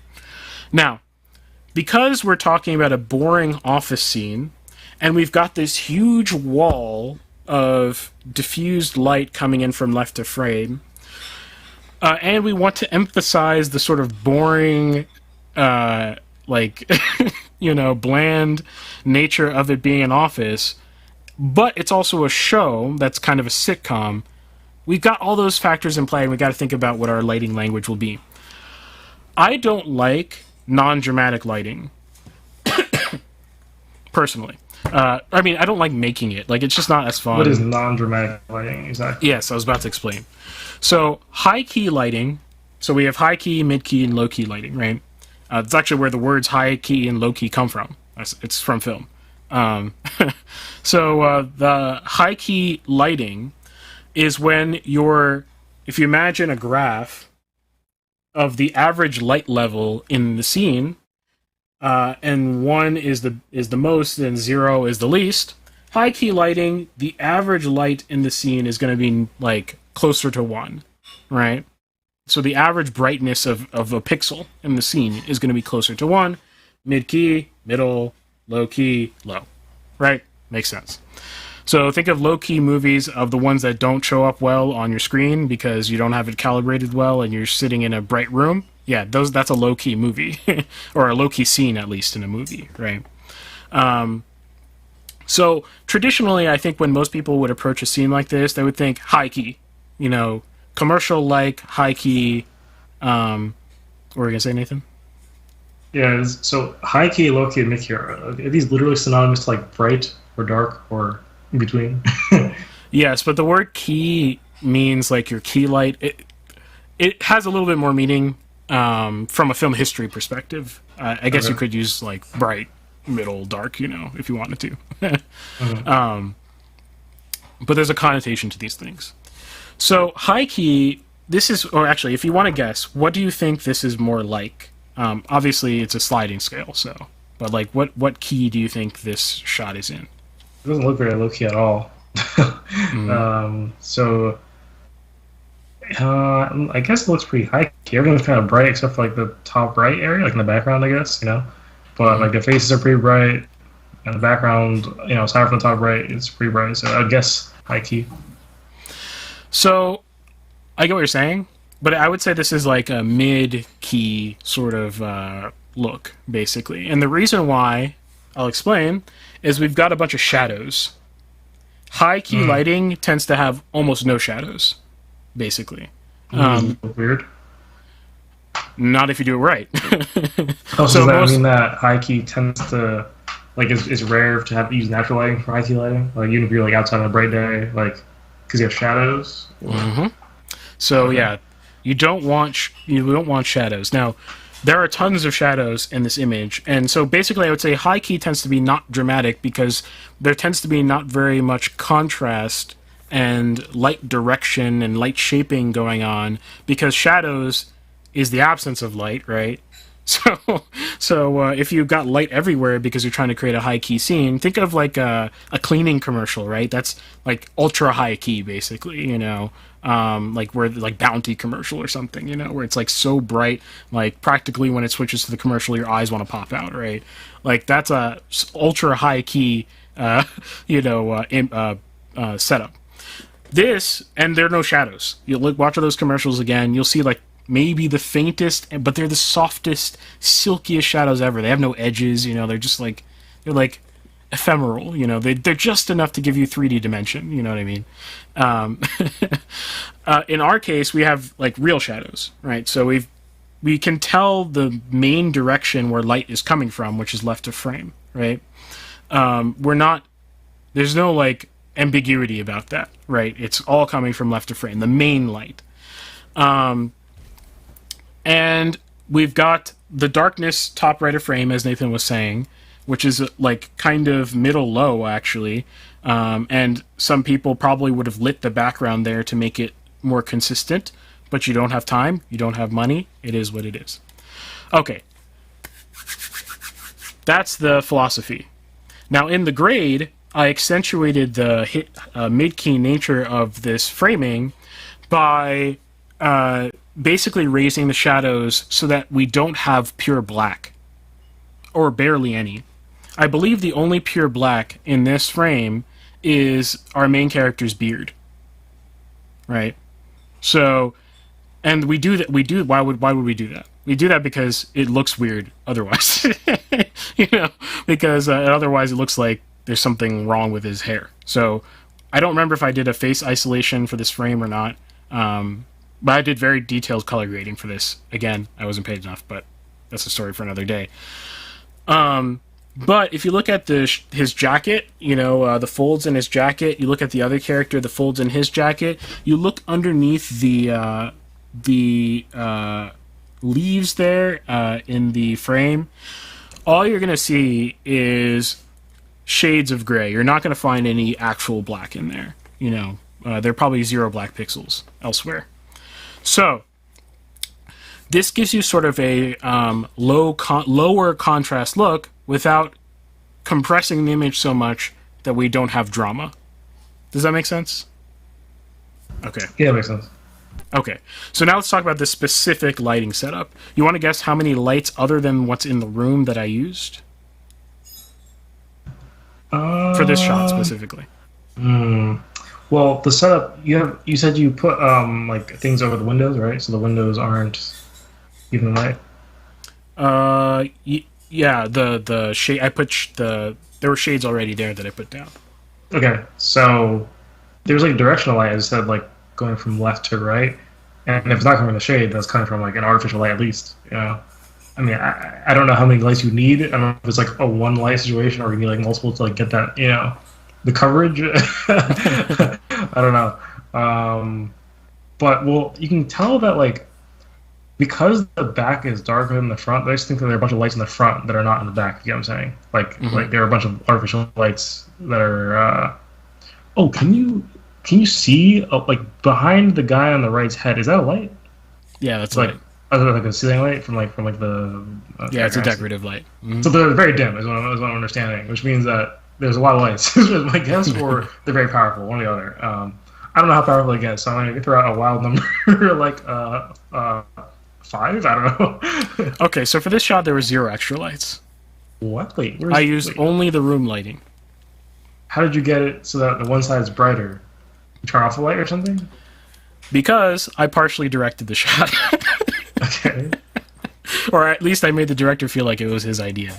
Okay. Which is, by the way, as crew, not that, like, it sounds more manipulative than it actually is. Like, just, you always have to be, like, on your persuasion game, basically. I would actually say more than half your job is being persuasive. So all you have to do, if you want to partially direct where the actors are going and you have a director who is not going to do it naturally or have an idea of what that might look like, is you give it as a suggestion and you back it up with some hard specifics, right?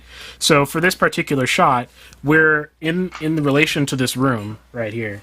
We are about here, somewhere here.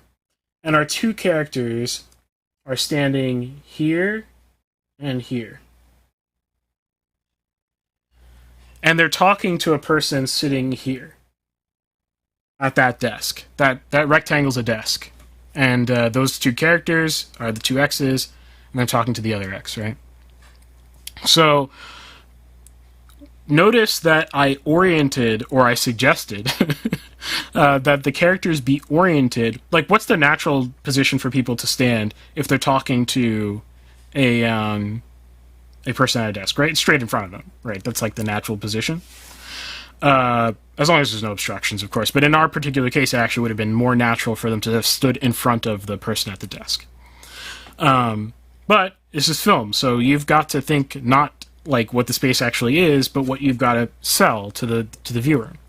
So I said, can we please put them sort of catty corner, to the window, or on the corner of the desk, basically, so that light from the window, which is actually coming direct left, parallel to the desk, is actually partially going straight onto their face. You see what I'm saying? The last sentence again? Sorry, I missed the middle of it. So the light is coming directly left from the desk, right? From the vantage point of the person sitting at the desk. But I had them put the actors not straight onto them so that the light was hitting their faces harshly directly left. This is my left. But was hitting them more oblique, right? Okay. Like this. And by the way, if you're really good with light meters and stuff, light meters are your friend in this particular situation. I didn't, especially at this time, I didn't have a light meter. I still don't have a proper light meter. And I would say that I got by pretty well using the false color on my Blackmagic Pocket 4K, which is what I was shooting on. So I don't think if you don't have a light meter and your camera doesn't have false color, like, you can't do it. Like, I think that's irresponsible, actually. Like, you have to have one of those two things. Wait, what was your title again? Was it, what was it? Director of photography. Are you supposed to supply your own camera for that? Or, like, Well, in my case, I rented it to the production. But I own my own camera, but I rented it to the production, if you get what I mean. I gotcha. Yeah, so it was part of my bill. So yeah, if you're renting, obviously you could be renting a camera separate, but a lot of times in the indie world, you're using your own camera. You're just renting it to the production. Okay, so you got to have false color. You've got to have a light meter. One of those two. Why do I say that specifically for this shot? Because I could have set up a light, but I knew a few things about the quality and quantity of light I had falling on my subjects. Because of the false color, and because I want this to be mid-key, I don't want the brightness on these people's faces to be that far away from the brightness of the background. I want it to be somewhat separated, but I don't want it to be so separated that it creates like a really high contrast, like overly dramatic look. That doesn't fit the boring sort of, aesthetic that we're going for. We want the characters to kind of somewhat blend with the tones behind them. In the color grade, I muted a lot of the colors that weren't earth tones. You see how like the color in the frame is just like all earth tones basically. Browns, blacks, dark greens, even the yellow, right? Like in reality that yellow was more like a more goldy kind of color. I took it more towards the earth tone direction, basically. The blues are hyper muted. If you look at our character to the right, he's actually right of frame.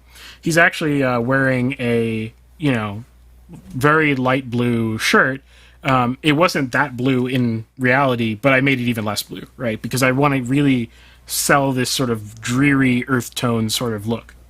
So what I ended up doing on set, so before I get to the grade, is thinking about all these things too. So on my false color on my camera, I'm looking at what the relative brightness of my characters are compared to the background. And magically, it was perfect. This is like the best situation, just naturally. I was just like, okay, like there's no time to think on the indie set. Once you've got something that's like, like you're like pretty proud of, you're pretty confident with, don't go tweaking, like, oh, do we add an eye light? Do we add a kicker to the back of the characters to make them stand? No. Like, there's no time because there's going to be a shot later that you're going to have 10 minutes to produce if you don't hurry your butt now and just get this done, right? So that's the situation. So, also looking at our frame, we know that we've got pretty good background separation from color if it's not given to us from light, because we've got a white wall, which again is not very good. It's not very cinematic to have a white wall. So orienting them to them that direction in the frame gave me a lot more in the background because of the particular, particularities of the room. We have those like weird modern paintings in the background, and you've got like, the pillar, the plants, and we've got that fixture in the background. So why did I turn on the other lights? Because when I turned them on, and I looked at my false color on my camera, I saw that the lights did not compete with the sun. Do not trust your eyes. This is why I'm saying, like, you need a light meter or false color.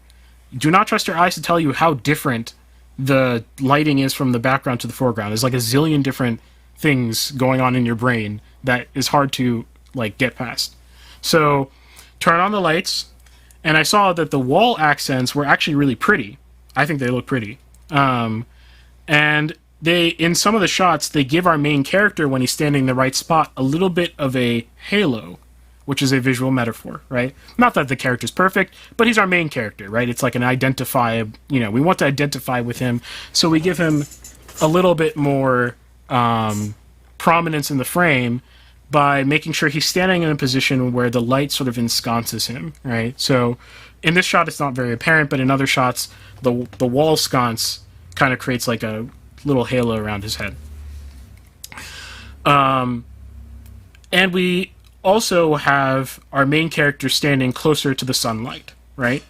So he's got more, and the way he's oriented makes it so he's got less shadow, particularly on his face. So you can see that there's very little shadow at all on his face, whereas on our other character, there's a bit of shadow, on right of frame on his face. Okay. That's that shot. That's the longest one, just because I had to like introduce basically everything. So that's the first shot, and I think it came out pretty well. Oh, by the way, quality of light matters too. So I would not have left the lights on in the room if I knew that they were extremely dirty, and that they would compete with the color quality of the sun. The sun's color quality is literally perfect, so you don't have to worry about that. The sun is literally the perfect light source. But the artificial lights in the room are definitely not. But lucky for me, in that background with the decorative light, we've got a tungsten light in there, or a tungsten mimicking light, which gives us a warm color, which tend to be more accurate. And on the wall sconces, in the background, there were also warm lights, so they weren't trying to be daylight colored, which would be a problem because now I've got real daylight mixing with fake daylight, and it might visually look good to you. It might look good on the camera, but when you go to color grade, all of a sudden weird stuff started happening when you try to color grade as if it's all sunlight. You know, the background light starts a green tint, they start to do purple tints. It's because it's dirty, right? It's dirty. It's not pure. It's not good light, quality light. It's not a film light. It's the light from the location. You have no control over it. Yeah, so no idea there was a light quality like that. Interesting. Oh yeah, it's extremely important. It's why film lights are so expensive. Okay, so that's that shot. Let's see. Okay, so here we've got another shot. How far away do you think from the prior shot this shot is, without any spatial awareness? Like literally, like how far the characters are standing from where they were standing before? Yeah. Well, you kind of said before that you had very minimal space to work with, and that you were just rearranging things to make it look different. Bless you. Thank you. One thing that looks kind of strange to me is this wall behind them that looks like a piece of cardboard. I don't know if that's I don't know if it's me. I'm assuming it's not a piece of cardboard, but it's like see how it's placed. It's like a wall, but it might just be the perspective. It kind of looks diagonal to the wall, like the real wall on the left. Or they might both be real on the wall on the left. Mm-hmm. Which, you know, seems very unnatural. You know, typically walls are perpendicular to other walls or parallel. Yeah. I don't know what else about it makes it look like cardboard. But anyway, that doesn't answer the question. I mean, I still see that like warm light, I think, on the left. So it might be this. Well, I guess we know it's the same room. I guess already. But I don't know. It's hard, I guess it's hard to tell. Like yeah, like I don't know. I could know. So we're about 2 feet away from where we were before. Okay. Yeah. Like actually, or is this real? It's a real wall.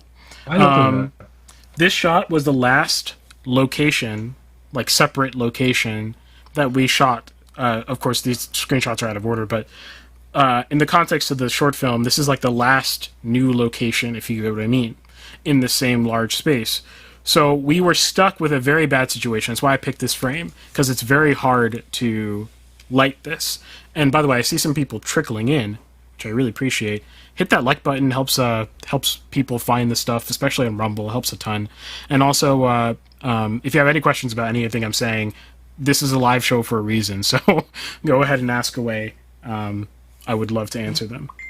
Welcome to the new time. It was good that people are finding us, even though we're on Tuesday instead of Monday now.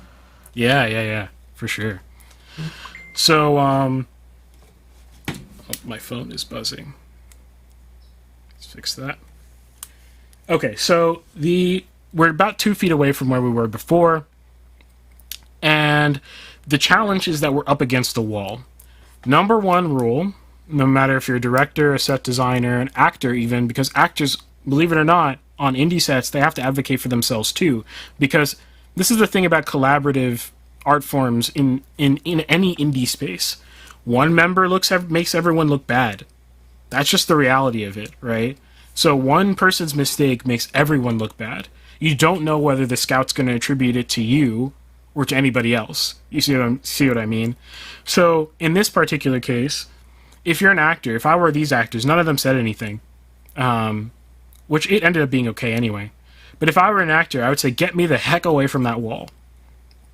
Walls are the death of like dynamic shots. You don't press up against walls.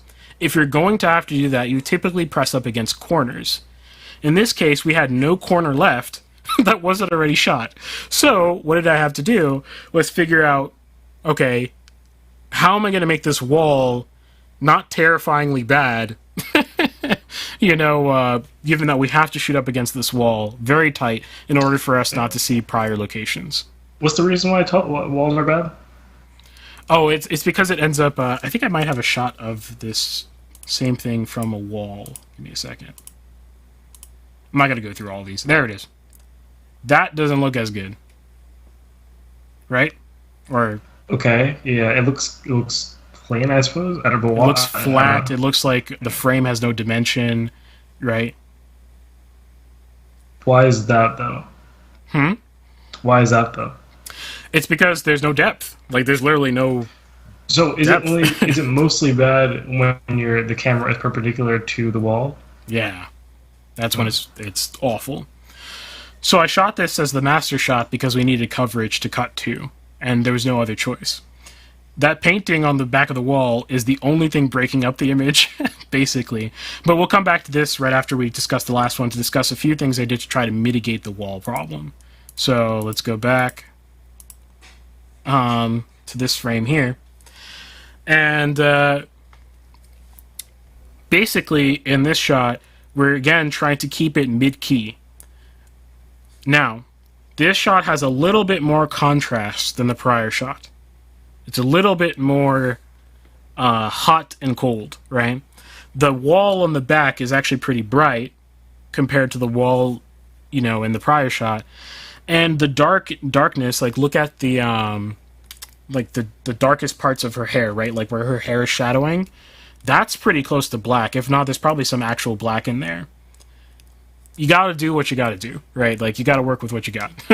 But this is the best thing I could come up with in the mid-key sort of realm. It might be a little bit more contrasty. In the grade, I tried to make up for it as much as I possibly could. So, in this shot, what we've got is a lot less natural light because of our angle. So if you remember, the sun, I'll actually point to exactly where we are.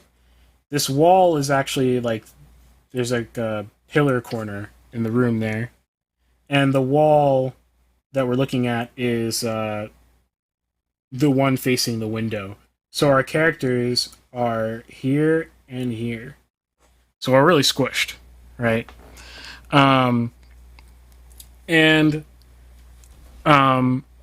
What we've got going on is we're much farther away from the natural light source.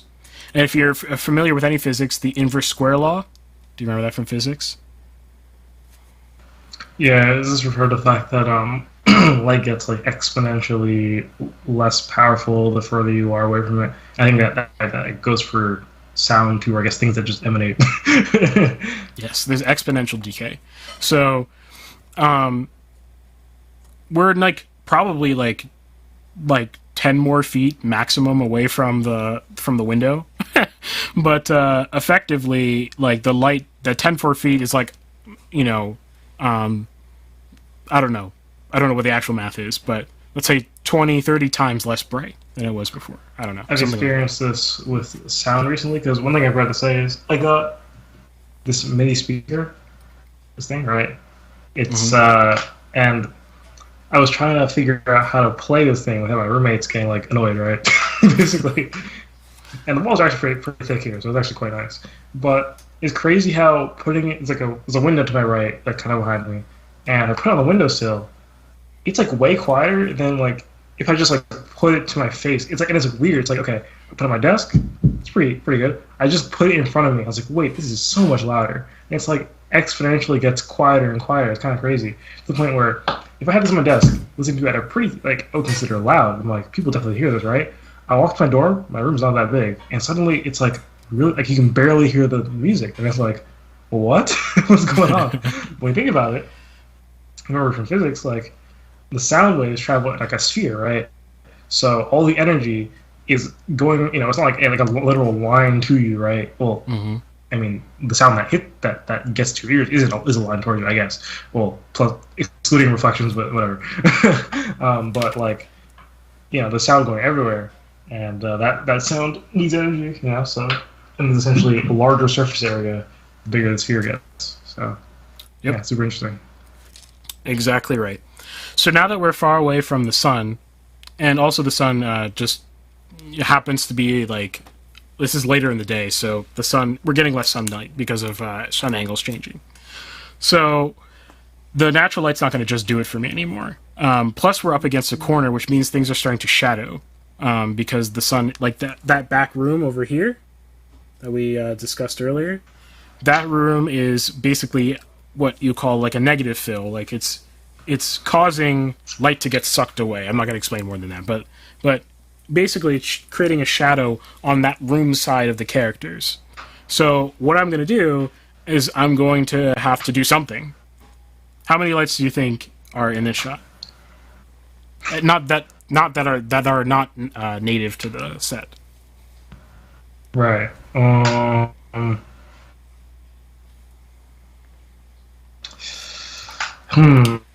Wait, so where on the image are we right now?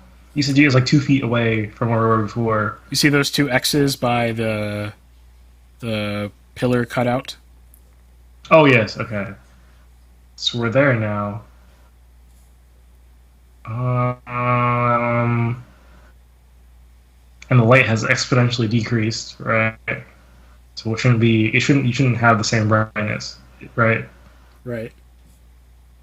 Which means you need a light, right? Yes, so I did use a light, but how many? Is the question, yeah. Once again, I don't know lights, so I don't know like how powerful they get, right? The thing is, I don't like if you use like a powerful light, right? You might expect to see like a little like that little like light in their eyes. You know what I'm talking about? I guess unless it's like diffused, which makes it less bright, so maybe more. I don't know how lights work, but I would say 2. Random guess. Okay.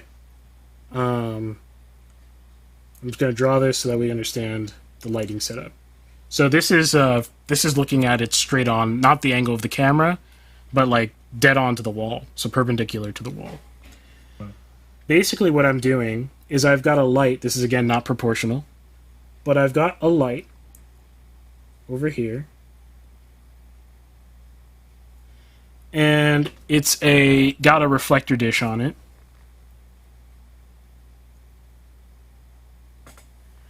And that's my only light. Just one light. You learn in film school, you must have 3-point lighting. Ridiculous. Like, almost everything you learn in film school is, like, just utterly useless, throw it out the garbage. It's not because rules are bad or, like there's no structure to the art form. That's not the reason. It's just those rules are not very useful. Learn 3-point lighting for sure, for several reasons that are not told to you in school. But the principles are just about separation, transparency, and shape. Like, that's the principle behind 3-point lighting. So if you could achieve that without 3 lights, don't use 3 lights for the love of God if you want to get your film done. Want to get the job done, as a DP on an indie set. So I've got one spotlight. This spotlight is pretty bright. It's the brightest light in my kit. It's not bright like by film standards, but it's the brightest light I'll own because above that we're going to be renting, from a film house. I'm not going to be providing it. So that light I'm using to simulate what, do you think? Look at the image. Don't use prior statements. Look at the image. Okay. What are we simulating? Is there supposed to be like a light like above them? Yes. That means I did my job right. Okay, that was validating. Yeah, because like the top of the wall looks like you can kind of see like the circular pattern, like like the light should be like it's like it looks like it's okay English. It looks like it's up against the wall, kind of, but like on the side. Right. Yes. So the way that this is, how am I doing this with a spotlight that's on the floor? I didn't hang a light. I didn't do anything like that. I took this light, and I'm again lucky, but you have to notice your environment to get lucky, if that makes sense. Like you have to, like look for as many advantages as the environment will give you, so you can take them. I got lucky in that the ceiling is painted pure white. It's not off-white. It's not some, like, disgusting... It's not, like, dirty, right? It's pure white as if it was painted yesterday. Extremely lucky. Other lucky thing is it's not glossy, it's matte. So a little bit more diffusion. Glare is not as much of an issue, although in these shots you can't really see the ceiling, so I guess that wouldn't be an issue anyway. But what this does is I send the light at the ceiling, and I pick a spot where the different camera angles would look good regardless. There would be as little adjustment as possible of the light itself so that it looks good, regardless of where the camera is, or as near as I can figure it out. This creates a very soft light coming from above that bounces off the ceiling. That means I don't have to put diffusion on my light anymore because the ceiling is a big diffusion reflector. That's very important because otherwise I would have to do something crazy to make this look good because the light coming from a spotlight is super harsh. Like, it's like hard light, it's what you call it. It means if I pointed it at them, there would be like harsh shadows created from the nose, and it would just look freakish, So I had other equipment with me that I could have used, but I don't want to use it because it takes time to set it up. You want to have it in case you do need to set it up, but you don't want to use it. So I've got something called the China ball that I could have wrapped around the aperture of the light, and it would have diffused everything. Then I would have had to figure out how to get it high enough to feel like a ceiling light. You see what I'm saying? But because of how lucky I was with the quality of the paint on the ceiling, I was able to point it at the ceiling and get relatively clean light coming down. I used a daylight tone to contrast against the warm tones in the background. I don't want to try to light match, like to match the tones in the background, because almost certainly I'll be like 10 degrees Kelvin off, 20 degrees Kelvin off, and in the grade I want to kill myself, So instead, what I do is I pick a pleasant color for the light that is on the Kelvin scale, so it's black. We've talked about this on the show before. Black body radiation colors are naturally pleasing, so I pick something on the Kelvin scale, and I pick daylight because it's a pretty natural color, and it fits the theme of prior shots that we had where we had daylight against tungsten light. So it all works nicely together. If I wasn't to do that, if I had to match the backlight, I cannot use false color to do that. And you would have to use a light meter. False color doesn't give you temperature ranges. I didn't have a light meter, so I have to make it different. There's no choice to make it the same unless I want to mess up the shot. So that's the setup. It's that simple. And the idea here is that we're simulating a very like one of those like fluorescent like tube lights, basically, except not ugly, except not green and disgusting. The film version of it. So there we go. Let's go over to the other shot from the other angle here. And from this angle, it's the same lighting setup, except I've moved the light slightly right of frame. Like, I just changed the angle just a little bit. Why did I do that? I did that because I wanted to create a dynamic gradient of light on the wall, so that plain wall isn't so plain anymore, if you get what I mean.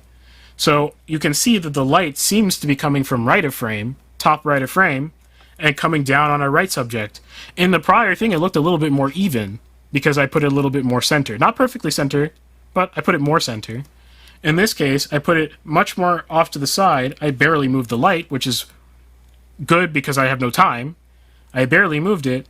But in doing that, I create the best situation I can think of out of this pretty bad shooting situation. I still don't like the frame. This would not be my first choice if possible. But given the cards I've been dealt, the best I could do.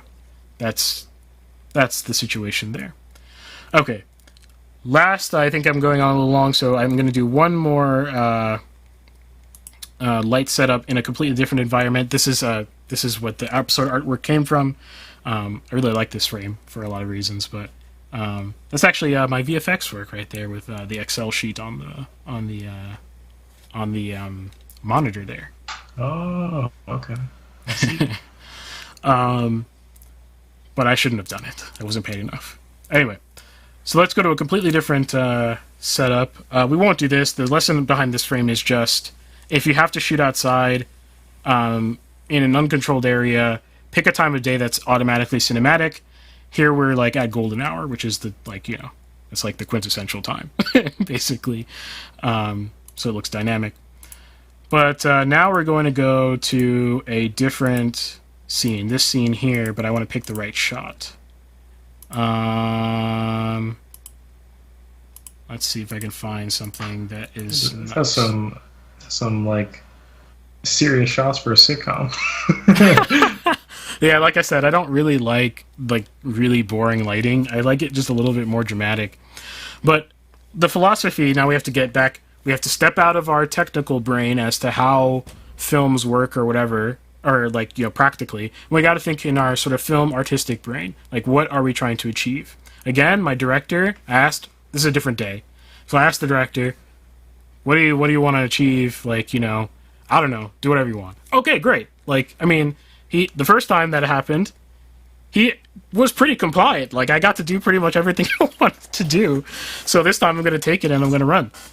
The situation here is that we're at an actual bar. This is not a fake set or anything like that. We're actually at an actual bar in Harlem.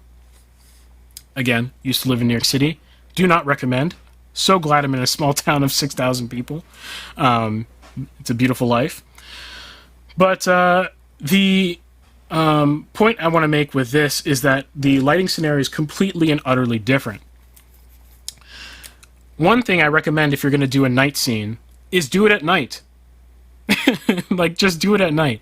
If you're indie, again, you'd have to black out the windows to make it look dark. Don't rely on the sun being behind the building or something. You don't know if, for example, something crazy is going to happen. Let's illustrate. Let's see here. So if you've got a situation where this is your building, you're saying, wow, we're going to shoot a night scene when the sun is over here and setting. So it should be pretty dark. Or it's like dusk, basically, when we start shooting. It's just pretty dark. So the sun should be hitting the back of the building, but we've only got a window over here. So no big deal, right? Well, the quality of the light changes. It changes color temperature. So at dusk, it's kind of blue. At golden hour, it's orange and yellow and gold, right? But that's not the only problem, because you might be saying, well, if I measure the light, it's not going to be an issue as long as I have enough light pumping from my light sources in the scene. Fair enough. You can drown out the blue light. But what happens if you forgot a small detail? Like, there's a big white building right here. And the light coming from the atmosphere is reflecting off of here, or glaring, or doing crazy stuff, and the light enters your scene like that. I highly recommend that you lobby to shoot at the time that the scene is supposed to take place in, if there's a specific time. So if it's nighttime, shoot at night. It's just simpler. There's less to worry about. And we shot this starting at 9 p.m. in New York. I don't recommend that either. I would probably start. This is in the I'm pretty sure this was beginning of winter or something like this. So it's not the sun is staying around for a long time. Probably could have started shooting at 7:38 maximum. But I was there until 2 a.m. Don't recommend. Either case, erase that real quick. We're in a real bar with windows to the left of frame, and those windows are not letting in any light because it's nighttime actually outside. Great. Let me draw the bar real quick. Not nearly as important, but still kind of important. There's a bar in the back, like this. Well, it's more like that's the shelf for the bar than there's an actual bar over here. That's the liquor shelf. And then there's a bunch of tables all around. And then back in the corner here, we've got a stage. Got a few more tables. and over here's the door, and then over here there's like a bunch of windows. That's the setup. And the important part about this setup is that we've got a bunch of weird lights in this place. It's not as nice as The Office at all. But like the light quality is awful. The light isn't bright at all, so that could be good or bad. And we'll see how we made it work in this scene. But again, to tell the story of this scene, he's talking to his friends at a bar at night, and it's a little bit more dramatic because he's storytelling. So I went with a much more dramatic look. I went with something that looked a lot more alive, a lot more energetic, because this is not the boring part of his life, right? That's the story, right? This is not we want to contrast it against the mid-key lighting that we're finding in a scene like this. We want it to hard contrast into something like this. At least that was my idea as to what would work the best. So I did a sort of low-key look. This is what you would call low-key. You might have problems seeing the details, right? If your screen's not calibrated in your bright room, the details in the background. In fact, I'm having a hard time seeing them right now, but they're actually there still. There's actually extras in this scene, and etc. Fun anecdote. I'm tattletaling on this production. He actually had a real open bar happening for everybody on this set. One of the least professional things I've ever witnessed on a film set. What are you saying on the set? Like the bar was open? Like the bar was like operational? The extra playing as the bartender was the actual bartender for that bar. Oh. And he was serving up drinks. He paid for him to serve up an open bar for all the extras on set. We were on set from like 9 p.m. to like 2 or 3 a.m.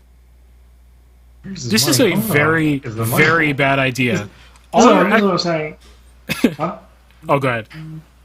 Oh, there's one part about, like, you probably don't want your actors to be intoxicated on the job. But other than that, it's also the idea of, like, people putting their money in the wrong places again, same with the gaming stuff. And now this is, like, you couldn't think of anything better to do with that money. Not a single thing.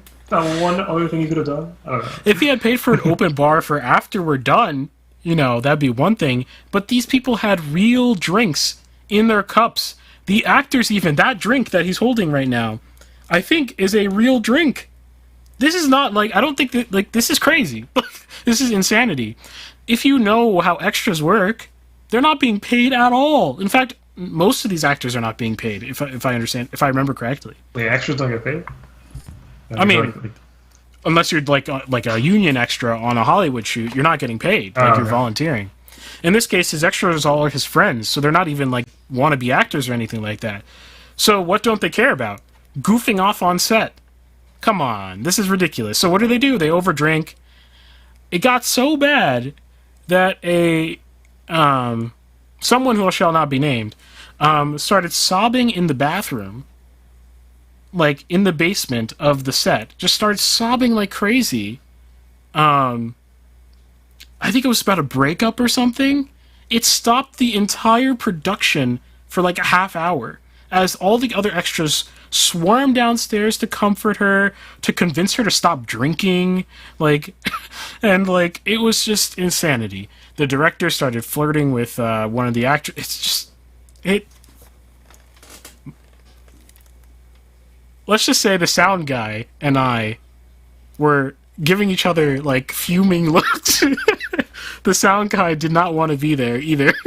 He was just like, why am I here? This is not the project to say yes to. I don't blame him. But that's really stupid. In any case, so... Midnight Crime says, that's crazy. True. It's one of the craziest things I've ever witnessed. It's insane. But in any case, back to the story. So I have to sort of create my own light story here, because there's a performance happening in the background. I don't think I screen capped any of the shots with her in it. Actually, you can see maybe a piece of the microphone stand in the right of the screen there. But there's a performance, like a singer whose song is being featured in the short, who's sort of singing at a live music bar, if you get what I mean. So this is a true nighttime Harlem bar. So we want to make it like feel dramatic and atmospheric. We want to feel the atmosphere. So we've got to do a lot of things to make this work because we have very little going for us. So again, we start with what? Lesson from before. Huh? What do we start with? What's the first thing we do on an indie set? Is it you're talking about the tip where you start with no light? Yeah, you start with one light. You turn one light on, right?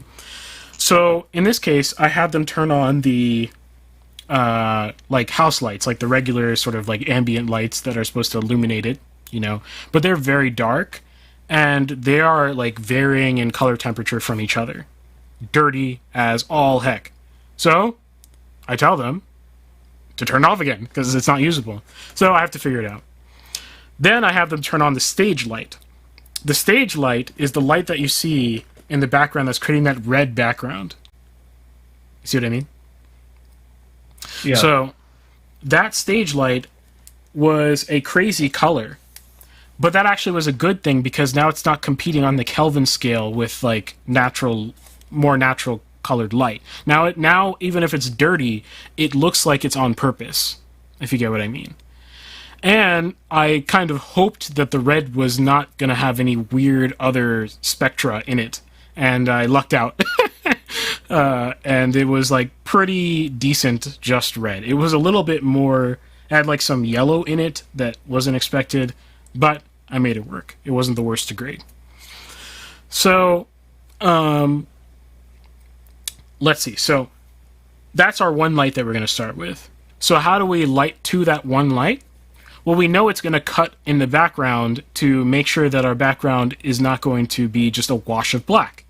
As you can see, our character on the right here with the red hat, he stands against the background properly because of that red light. And the character to the left, he's kind of more wrapped in black, but he's got more of the light hitting him, so it's not as big of an issue, right? So that's the sort of vibe that we're going for. We also want really high contrast, so we're not going to be as afraid of the harshness of our light. This is very hard lighting. Hard lighting is dramatic.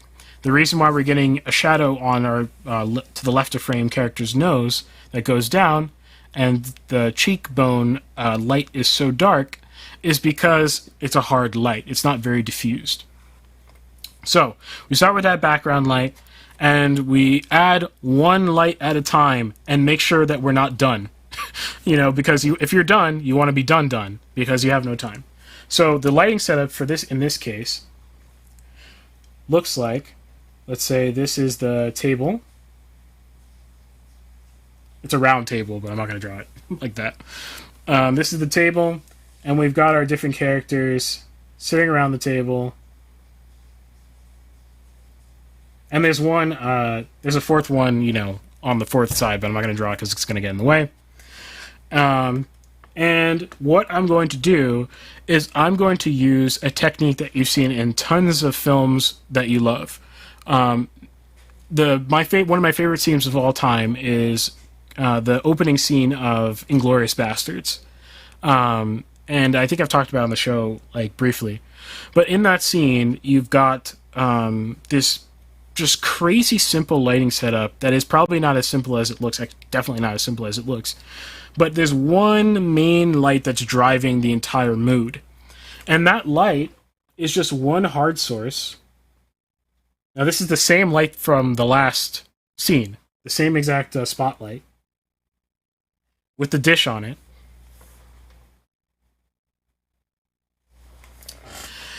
And that hard source is striking the table. Now this makes a 2-for-1 special. Now I have two sources for the price of one. I have the light that's directly hitting my actors from the beam. And I have the light that's bouncing from the table up to our actors. The table was wood. And like real wood, meaning you're probably going to get a nice light out of it. Natural things tend to radiate nice colors. Is a good thing to remember.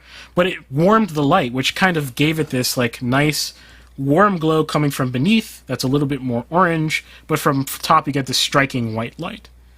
If you look at my character on the right here, his shirt is white, but it looks a little bit orange. No? Like it just had like a little bit of orange kind of entering the white, especially in the shadows there of his sleeve. It's got that little bit of a warmth to it. And the sort of direct light coming onto our character to the left, to his face, is like a white. So that's what's going on there. Now, this is not going to be enough for a lot of reasons, but this will get us a very good mood immediately. That light is much brighter than the background red. I made sure of that. And that made my background pretty dark, but I'm going for low key, so that's okay. I just want to look on my false color and make sure that I'm not losing all the detail in the background into black. I don't want it to be black because I want to be able to have control over it in the color grade. But I do want it to be relatively dark compared to my subjects. So, one problem I had was that the light was spilling everywhere. Meaning, like, the light was, like, going all the way over here, going all the way over here, striking other things, bouncing off of other things. At first, I freaked out because it's such a high-stress situation, and the setup was taking a long time. Director was asking me when I'd be done. And I was like, no, I have to nail this lighting so that we can be done with lighting for the rest of the scene, right? Like, so I'm going to expend all the time now. So I convinced him that that was the case. And so what I did eventually remember was I had something called cinefoil on me. Cinefoil is like a black tinfoil that is opaque to light, basically. So what I did was I wrapped the cone in cinefoil in a tube, like that, to cut the light going off at more extreme angles, so that it was a more directed beam at the table. Now, this still looked too harsh. Like, you know, there's a level of harshness where it just looks unpleasant and unprofessional, like a flash photo, you know what I mean? But I didn't want to add diffusion to my light, because if I added the China ball, then it would get too diffuse. If I tried to bounce light off of a diffusion thing, it just would get too complicated of a setup. So I thought about this before arriving, that I would do this if I needed to, but I ended up using something called atmosphere on set, which is a haze. So haze is basically mineral oil that's aerosolized. I don't have a haze machine because they're really expensive and they break. So I don't use them often enough to like buy one. So I use something called canned haze instead. And canned haze, you can buy it actually for fairly cheap. If you go to, I think Film Ride sells it and some other people sell it. But canned haze, basically, you can use to fill the room with a sort of smoke-like. It's not smoke. Smoke has a very different look. Smoke and haze are completely different things, even on a physical level. But haze is like this even blanket of diffusion in the atmosphere itself. So I spent like 20 minutes holding a can down. I used up, I think, 2 or 3 cans of canned haze. I had tons of it because I knew that to fill the room would just take a lot of haze. So I used a bunch of canned haze to fill the room with diffusion, and this gives you a very filmic look. Spielberg uses haze a ton. It's a very Spielbergian type look. In that scene with Christoph Waltz in Inglourious Bastards, I think there's a bit of haze, maybe not as much as I used, but just there's a touch of haze. Haze tends to add volume and depth to your lights. It also tends to diffuse some of that edge, some of that harshness. So I filled the room with haze, and if you look at the guy on the right of frame's shirt, you could see a little bit of a glow. I don't know if it's big enough for you to see it, but his shirt seems to be glowing slightly, like as if there's like a... Sorry, which guy did you say? The guy on the right with the white shirt. It seems to be glowing slightly, and that's because of the haze. It's also because of my lens, but that's a different story. The haze is catching some of those light reflecting off of his shirt, and then refracting mid-air, sending some light into the camera. meaning that we get some brightness sort of haloing from the shirt. So that's what haze does. My lens also does some stuff like that because I use a vintage lens to really make this scene look completely different from the sort of technical lens I used in the prior scene. So the last thing that I did, because this was almost enough but not quite enough, was let's see if I can get the shot here. I added a practical light. Oh, there we go. What do you mean by practical light? So a practical light is one that's like in the shot. It's like... Okay. Diegetic light. Yeah, exactly. So it could actually illuminate things, it could not. If you look at the light that's actually there on screen right now, you'll see the halo that I was talking about before. It's much more obvious now, where you can see the glow coming from the light source itself. I did that for a few reasons. One, to make the light bouncing off the table from the big spotlight feel more motivated. Most of the light that's splashing up from the table is actually from the big spotlight hitting the table and coming up on them. But it's kind of warm and it looks a little odd without a source. So I added a table light to give it a source. To make it look like that's the source, right? The second reason was because I wanted to show off some of the lens effects going on and the haze. So I put it there so you get that bit of a glow. You get a bit of that stuff, the stuff that's going on in my lens, and it looks a little bit more interesting. Last thing is that in certain shots, this made the difference between dead eyes and seeable eyes. So in this shot, you can see that that's our main character in the middle there. You can see that to the left of frame, his eye is just visible, right? If that light wasn't there, it would have been all shadow to the left of his face, and it would have looked way more like sinister than like when you start blocking eyes, like it just immediately gives you like sinister vibes, like because it creates like an unknown person type vibe.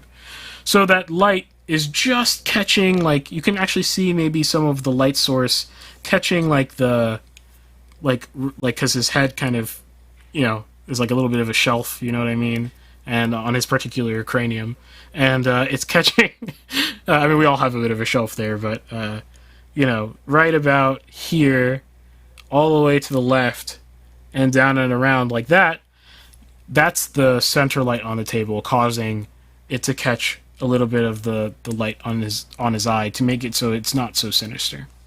So that completed the look. All in all, 2 lights. 2 lights. I didn't add a kicker because I didn't mind. A kicker is a light that you shine to the back of a subject to separate them from the background. It creates like a little bit of a light wrap. It's very common in TV shows in particular. It usually looks pretty unnatural in TV shows because there's no motivation for the kicker. You know what I mean? It's just there. There's no like ostensible light it comes from, in this case, I didn't add a kicker because I didn't think I needed it, and I think that was a fair assessment. I think the background separation is just about good enough. Let's see here. You can see here the light from the table again is making his left eye appear. So that's that. So that's the second setup. That's how you approach indie lighting, is you start with one basic light, your environment more than anything, and then you move on from there. And I had a few in here that I didn't like and I want to use as bad examples, but maybe that for another day. Like this is something that I would critique. This is something I would critique, but we might come back to that some future point. But that's indie lighting, as simply as possible. There's a lot more than I thought went into that. Not that, I understood that lighting is important, but in terms of making things actually work, not simple as like, oh, let me just place the light here and like, point it wherever I need to point it, and then, then we get the shot we want. It's like, you have a bunch of constrictions, especially, I guess, in the indie space specifically, a bunch of constraints. And then I'm curious. So with the light when it was bouncing off the ceiling and it was like against the wall type thing. Mm-hmm. Was there really a constraint there, or was that just the best way to do it? Even if you had like infinite money, infinite budget, you would have time type thing, you know? Well, you wouldn't do it against the wall if you had all that. Well, I mean, just specifically with a light source. You want a light source there. Oh, I probably would have added some. Let's see. Maybe if I reframed it and reframed it wider a little bit, I could have added a practical light to the wall itself to create a practical light that kicked them off against the wall. So I would have added a practical kicker, if you get what I mean, that edge lighted them against the wall so that they didn't. So they looked a little bit more depth, a little bit more dynamic. I see. Okay. Yeah. It's super impressive. Thank you. Yeah. So, if you have any questions, by the way, you can always drop them in the chat or go to our Discord. Link is in the description. Please hit the like button, by the way, and subscribe, follow if you haven't already, because it's a tiny little show, but a lot of people seem to like it. We get, on Rumble, we get 200 views per video, but none of y'all subscribe. Come on. Hit the subscribe button. I'll be right back. I gotta use the bathroom, so stall until then. I was about to transition. Yeah, I know. That's why I was like, I should probably use the bathroom now rather than later. But yeah. Okay, sounds good. But yeah, if you want to hear more about lighting stuff or see other examples from other stuff that I've done, definitely let me know if you enjoyed any of this at all. And if you thought that this could be done better, if you're a filmmaker yourself, you're like, why didn't you do this? I want to know how to do this better because I always want to get better. But I also don't do this often enough anymore. My job has kind of gone into marketing more than filmmaking, which I really lament and I really hope is not permanent. Makes me sad to think about. But I'm trying to build the company up into something that can sustain things like filmmaking, which is really not easy. But that's the goal for now. Let's see here. Any chats? Y'all are so quiet. But yeah, that's what I gotta say. I guess while he's gone, I can talk a little bit about some of these bad ones. But this one right here in front of the screen, it just looks very boring. There's a lot that just was bad decision making on my part that amounted to this. This was the last shots of the day, so I was really tired and exhausted. And I just made bad decisions. It's my fault. So the way that happened was I decided to switch to a crazy vintage lens because this is a dream sequence that we're seeing. He's dreaming about a bad event in the office. 99 Crime says, can you post some of your movies on Discord? I only have one short film that I made, as my short film. I actually made it with Ben. Ben made the music. I've been meaning to remaster it. I made that in college, so there's a lot that I can't stand about it. Although it was very well received at the time, I just need to fix a lot of things before I feel not embarrassed enough to release it for public viewing again. It toured, I think, 13 festivals, but it's a very humble little film. I won a few awards, too. But, again, humble little film. I really want to remaster it for, a 5-year anniversary or something like this, or whatever it's going to be, and have the, particularly the audio remastered. So, when that happens, I'll let you guys know. And Ben, ostensibly, will be working with me on it. And then, other stuff that is not mine that I've shot and stuff like that, I could share if they're public. This one is not public, so I can't share the actual short itself, unfortunately. So that'll have to rest for this one. But for other ones that I've helped on, I can post some of those potentially. Okay. Nathan's back.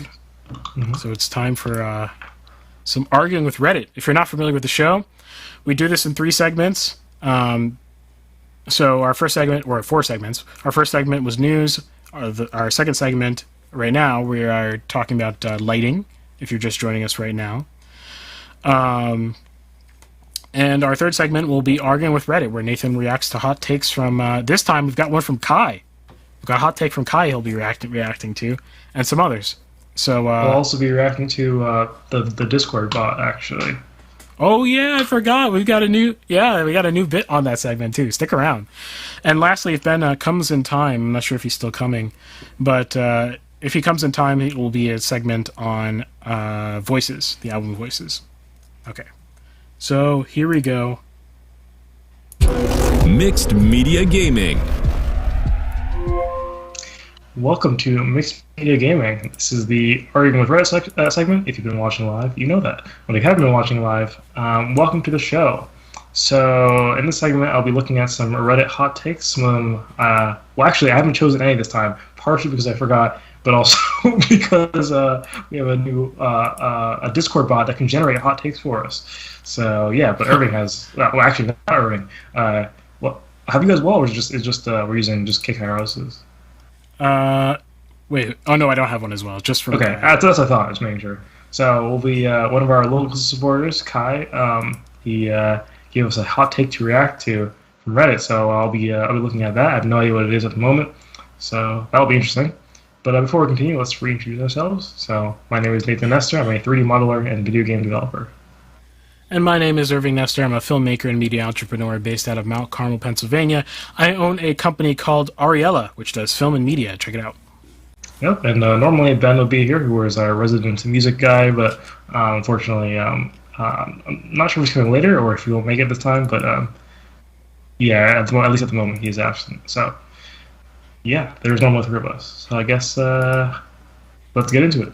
Should I pull up Kai's first? Sure, let's do that. Okay, so this one's from Kai. Shout out to Kai, who is a supporter on mixedmedia.locals.com.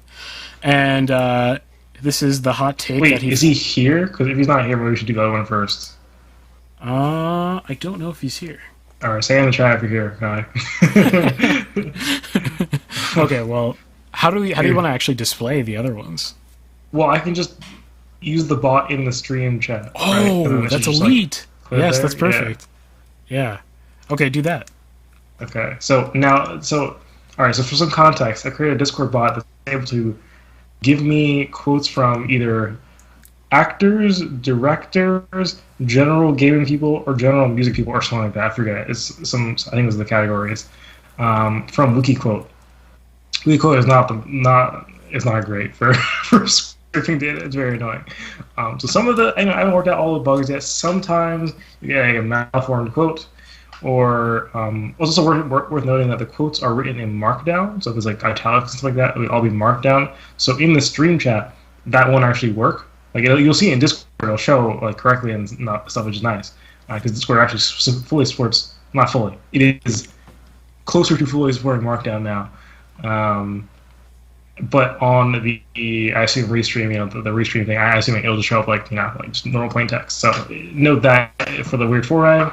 And also, some of the quotes aren't actually hot takes. It's like just someone saying something that's like, especially with actors I found and actresses, which is why I had to make the directors one, because actors just say things like, "I'm vegan" or something. I don't know, it's like very like I don't know, it's not related to the topic at hand here. It's not what I wanted. For some reason, directors tend to say very spicy things about their craft.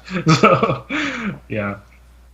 All right, so let's see if I have to generate one or more. Let's see. So we'll do /gaming quote. By the way, you can use this bot anytime you want for free, a limited amount of time. If you join our Discord server, if you go to mixedmediapodcast.com, you'll find a link to our Discord server. So let's see what we got here. Application did not respond. Wait, what? Oh no! Wait, my bot's down. It's down. Wait, I can put it up. Okay, I guess we're going with the Kai's first. We'll put it back up. I gotta do my phone actually. All right, pull up Kai's then. I guess so. He doesn't seem to be here. He didn't respond in chat, which is kind of unfortunate. But so I can bring this back up.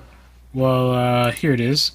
Kai's chat said, or Kai's hot take from Reddit. It's not Kai didn't write this, to be clear, but this is on r/gamedev, and it's by Yangoose, and it says, "Why aren't there more niche games sponsored entirely by rich people?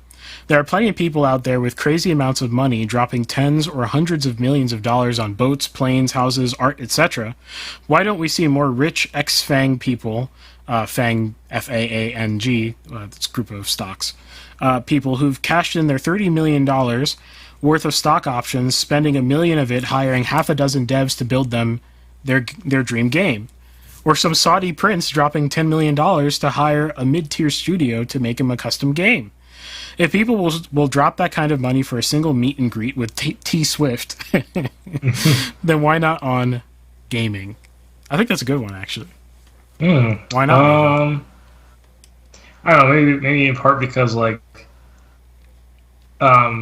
gaming is not like in order to. I feel like this has happened before, actually. Like a studio was spawned by a rich person. I just can't remember. Well, I suppose there are wealthy companies that spawn companies oftentimes. But yeah, in terms of like the random individual. Well, sorry, I was like 90% paying attention, but because I'm trying to like spin the server back up, the bot. But there's a thing about Taylor Swift, right? Mm-hmm. It's a lot easier to just spend money on a meet and greet with Taylor Swift because like the planning is like minimal, right? You just like you pick a location, you meet and greet her, and you leave, right? Yeah. That's how that works. With a gaming studio, like there's a whole bunch of stuff that goes into that. I suppose you could hire somebody to essentially deal with the entire thing, right? Yeah. 99 Crime says the Saudi royal family bought out SNK. By the way, SNK makes King of Fighters, Metal Slug, and other arcade action titles. Yeah. So yeah, I guess that is well, they bought them, right? So is that count? Does that count in the rich people, like? I assume we meant like spawning companies or whatever, right? Like out of nothing. And people who have cash and $30 million with this. Also, like, I suppose, like, for I don't have a great answer to this, other than it's pretty convoluted, right? And I think it even seems convoluted. Like, so movies are also convoluted to make, as we literally just saw in the last segment, right? With just lighting, But I feel like from the outside, it might seem less convoluted, Like, where a game was like, oh, it's like coding and programming and like what is all that stuff, right? Whereas movie, if you don't know what how to make a movie or whatever, you like you might think it's complicated, but it's like, oh, but it's at the end of the day, it's a camera pointing at things, right? Like, how hard can that be? You just hire the right people and then, get the cameras pointing at the right things and, the right people, whatever. Whereas with, I guess, gaming might be more of an unknown people, right? Where it's like, how do I even start, Although I guess you get money, like, currently you can just, like, find out, right? just ask somebody. So, yeah, I don't really know. That's actually a good question and unknown to me. What are the? Can you read the replies while I continue trying to spin up the server? Oh, sure.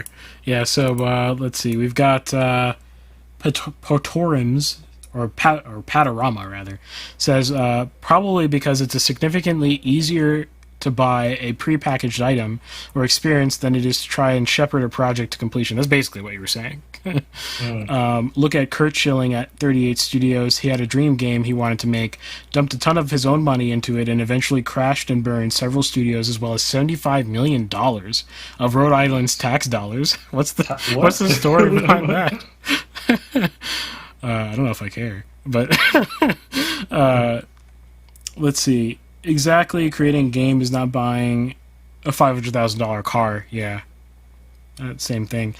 There's actually a ton of them. I've been in the industry for decades, and almost everyone I know works for the industry too. And most smaller studios, and there are a lot of them, have been started or financed by new money people. Although most commonly from inside the industry itself, as they already understand the nuts and bolts. Interesting. So this person says there's a lot of them. Okay. I don't know. Maybe. It's kind of depressing. I'm really trying to get this thing back up. What's wrong with it? So I think I made a change to it. I just never fixed it. I forgot. I was like, oh, I'll like fix it when I get there, and I just forgot to fix it. Got the versioning down? Yeah. So, oh man, it's on. Wait. Is the version on GitHub stable? It might be stable, actually. All right, here we're gonna do some live debugging. Okay, while he's doing that, I'll continue. Sometimes there are rich. individuals helping fund a game just because they want it to get made, you're probably just not aware of them, because why would a studio ever publicize that story? Well, there could be reasons for sure.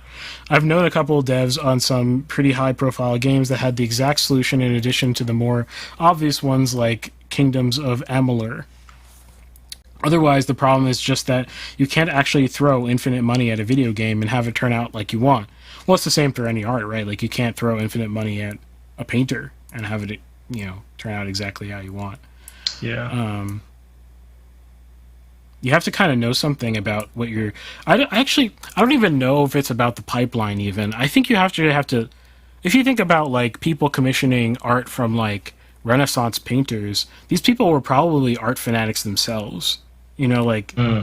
Maybe they didn't have the skill, or maybe it was just like amateur skill that they had, but they knew how to talk to the painter, at least in some like common language, even if it sounded still stupid to the painter. It was directive enough, you know what I mean? Right. 99 Crime says, Getting solved, by the way. Okay. I am working at it as we speak. 99 Crime says, holy moly, I just remembered about Meta. Technically they bought Oculus, but they did not. But they did do a lot of new work in the back end to add more to the product and whatnot. Yeah, Meta is... Well, I've talked about Meta on the show before. You can go check out. Yeah. Actually, we've talked about Meta, I think, twice. One's from my perspective and one's from Nathan's perspective. If you want to I did talk about the metaverse, I think, at some point. So. Yes. So if you want to check out those were great takes. I, by the way, predicted single-handedly, let's toot my own horn, that the metaverse would die on arrival, and I was absolutely correct. Not that they won't keep trying, or it won't like succeed in some future crazy iteration, but like the idea as it stood that they pitched was so like pie in the sky awful. It did not deserve a rebrand of Facebook, but I guess the Blue app was dying that bad. Yeah. Let's see.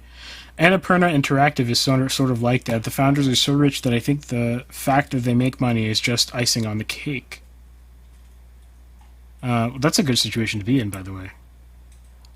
By the way, there's a lot of people who might believe or think that the way economics works for art is that if you're rich enough, you will automatically... Okay, there's two ends of this story. One of the things is thinking that you could ignore market signals because you have enough money to sustain the effort. If you ignore market signals... Large companies that just are bad at doing anything, right? Yeah. If you ignore market signals, you necessarily are not getting feedback. That doesn't mean that you have to interpret the market signal for what it is. If someone says, I don't like your movie because it's too hard to understand, that's more likely to be a critique about your filmmaking and not conveying a complex story well than it is about them not wanting to spend on your movie because they're dumb. Audiences are way smarter than you think. But they don't have the capacity to give you a break, if that makes sense, and just spend the dollar anyway. So what I suggest to people is always make the art that you want to make, but you have to make it well for what you're trying to do with it. So if you're trying to reach 1 million people with a particular game or movie, you have to make a movie that will speak to 1 million people. If there's not 1 million people to be spoken to, then you're not going to sell 1 million tickets. That's the simple fact. But that doesn't mean you have to go for speaking to all 300 million people in this country, right, simultaneously. You can go for talking to an audience that will understand it better if you market to just that audience. Take something like a very successful movie like A Ghost Story. Very indie movie, super successful because it didn't try to get a general audience. It tried to get an audience of people who vibed with the struggles of that film. It was very what hard on the sleeve about it. A Ghost Story. Okay. Which is a decent film. So, yeah, don't ignore market signals. They're important. They're very important. Unless the market signals are fake because you're being crushed by an effective trust, a monopoly corporation. Like you're a small business on Amazon, and your numbers aren't going up, not because your product's bad, but because Amazon stole the blueprint to make an Amazon Basic. That's a little bit of a different situation. Yeah, it's a little bit tough. How's your debugging going? So I don't actually know, like, what is...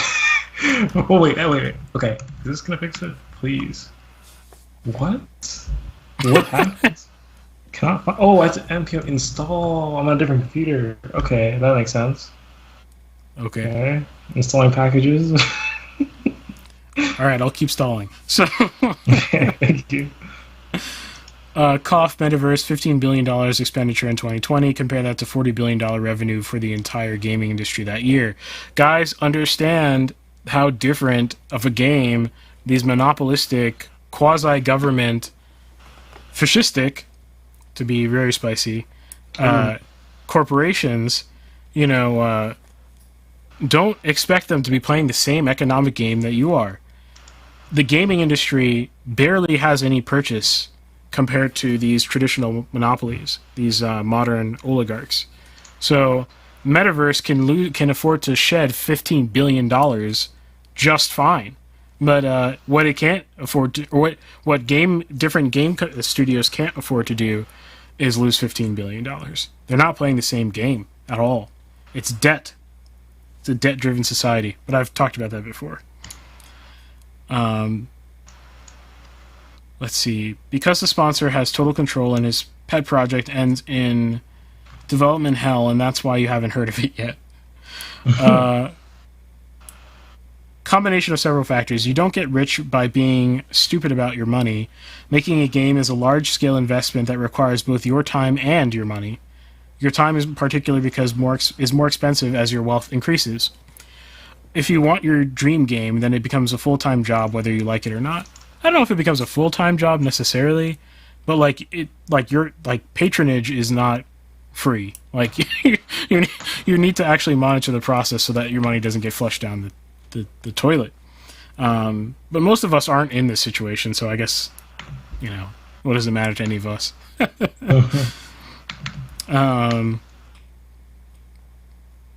There are many thousands of professional athletes, actors, musicians, or just people born into rich families who think absolutely nothing about spending millions upon millions of dollars. Wait, what's the commentary? I mean, yeah. True. That is true. They have millions of dollars to spend. Doesn't mean they spend it wisely. I knew a guy who... Wait, it's up. I think it's up. Oh, is it working? Wait, I gotta test Installing it. complete. Hold on. Flash gaming. Let's see it. Wait, what happened? Oh. It errored. Why? What's that random? Is not a function. Wait. Bro, you're using things that are not a function. What's wrong with you? I don't understand. Okay, back to stall. If you're just trickling in right now, Nathan is trying to debug some code live so that he can get one of our chat bots working so that we can get some hot takes. But in the meantime... I think I understand. Quotes.random is not a function. That's correct. It's called quotes.random from people, actually. Where's this line of code that I renamed? Okay, this is like bad coding practice, but it's such a small scale thing. I think I actually need to do good coding practices. I renamed something in one place, forgot to rename it in another place. Before testing, I pushed it to GitLab or GitHub. I'm gonna say. So the GitHub is you push broken, buggy code. See, that's but what I you was like, get. it's just a small, whatever. Like, okay, did I fix it this time? Do you have a game quote? We have a quote. Ooh, in the chat? Quote's here. Yeah, it's just, I guess it takes a moment to get there, but it's on Discord. Ooh. What is a bot? I wonder if it ignores bots. Oh, it might ignore bots. That's very annoying if it does that, because it's not coming out. Wait. Okay, well, I guess I'll copy and paste it. Yeah. That's not as satisfying, but... Not okay. quite. That's the I don't even know if it's a reactable quote. So...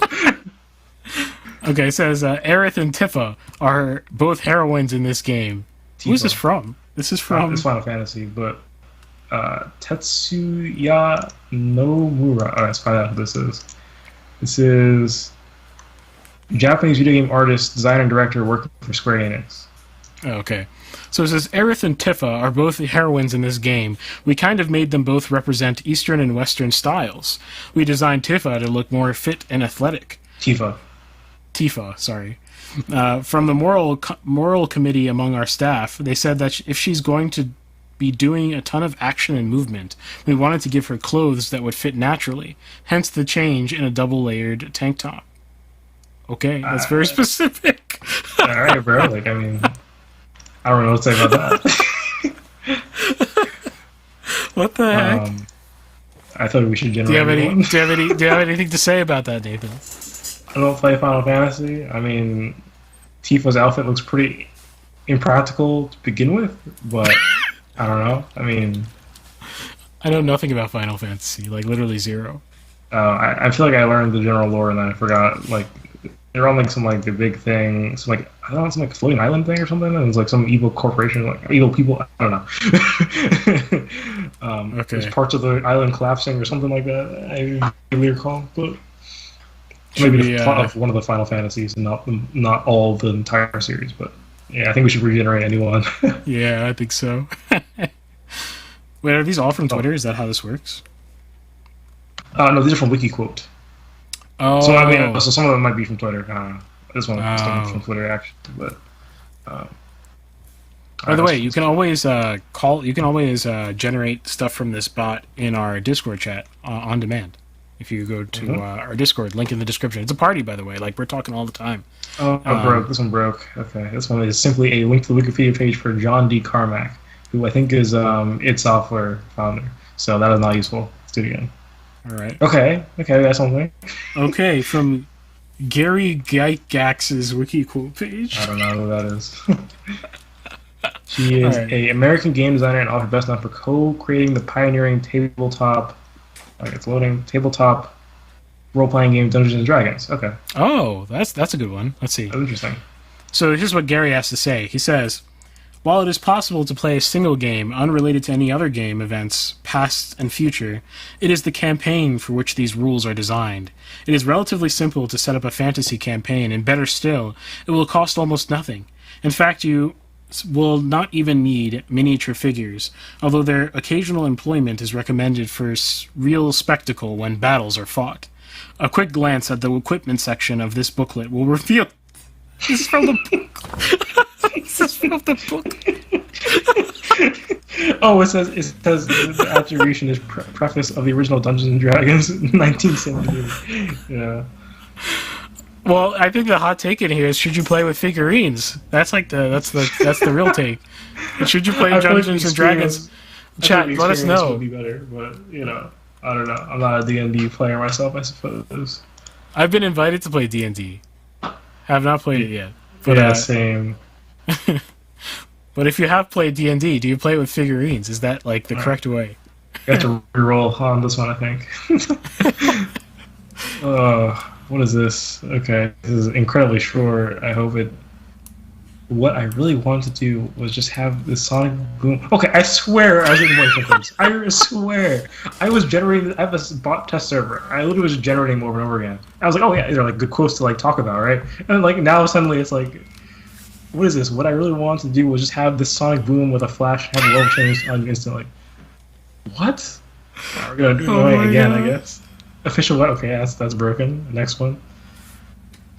Okay, this might be something. We're gonna spin the roulette until we get a good quote. It was gonna keep going. This might be something. I don't play a lot of video games outside of work because for me, video games are work. There are a lot of things I choose to do with my free time besides play games. Okay, this is interesting. Okay. Whenever I do hear about something interesting, if there's a new game that's particularly interested, that has a particularly interesting hook, that is something I will want to spend some time playing. When it comes to genre, I definitely don't specify one particular genre that I'm interested in. I'll absolutely play anything in regards to genre.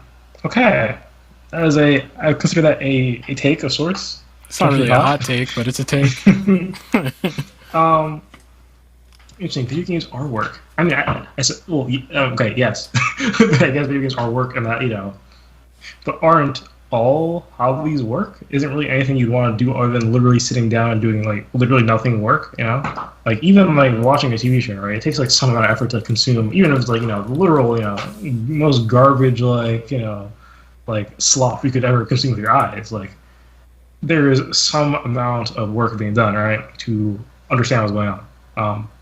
So I don't know if Minecraft is well-adjusted take.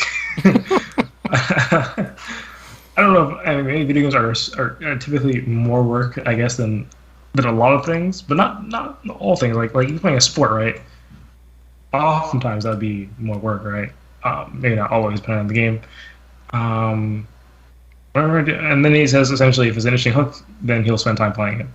It just sounds like he's saying, I play games that I think are interesting, which it seems like the most. Okay, now it seems like a little bit less of a well-adjusted take. You know, it's a little bit of just a nothing burger. Actually, you said nothing. That's like a body temperature take. You know, it's like room temperature take. Yeah, exactly. Should we do another one anyway? Yeah. Jeez, this is a little bit depressing. Okay. This is just a news update. Oh. Okay, never mind. Okay, the markdown's broken on this. That's okay. The irony is Sid Meier, okay. The irony is we thought we were behind the curve. The industry had already peaked. We were trying to catch up to it. Okay, this could be actually a good thing if I understood the history of Sid Meier, but I do not. Who's Sid Meier? Is that Sid Meier's Ghost Recon? Oh, that's Tom Clancy. Oh, right. Oh, so he's probably talking about Civ. Right, but which one? There's like 5 of them. Maybe he's talking about Civ as a concept. Oh, actually, the citation might give some light. It's a GameSpot article, interview. What year is this? Oh, 4 and a 4 not found. That's wonderful. Okay, we have no source.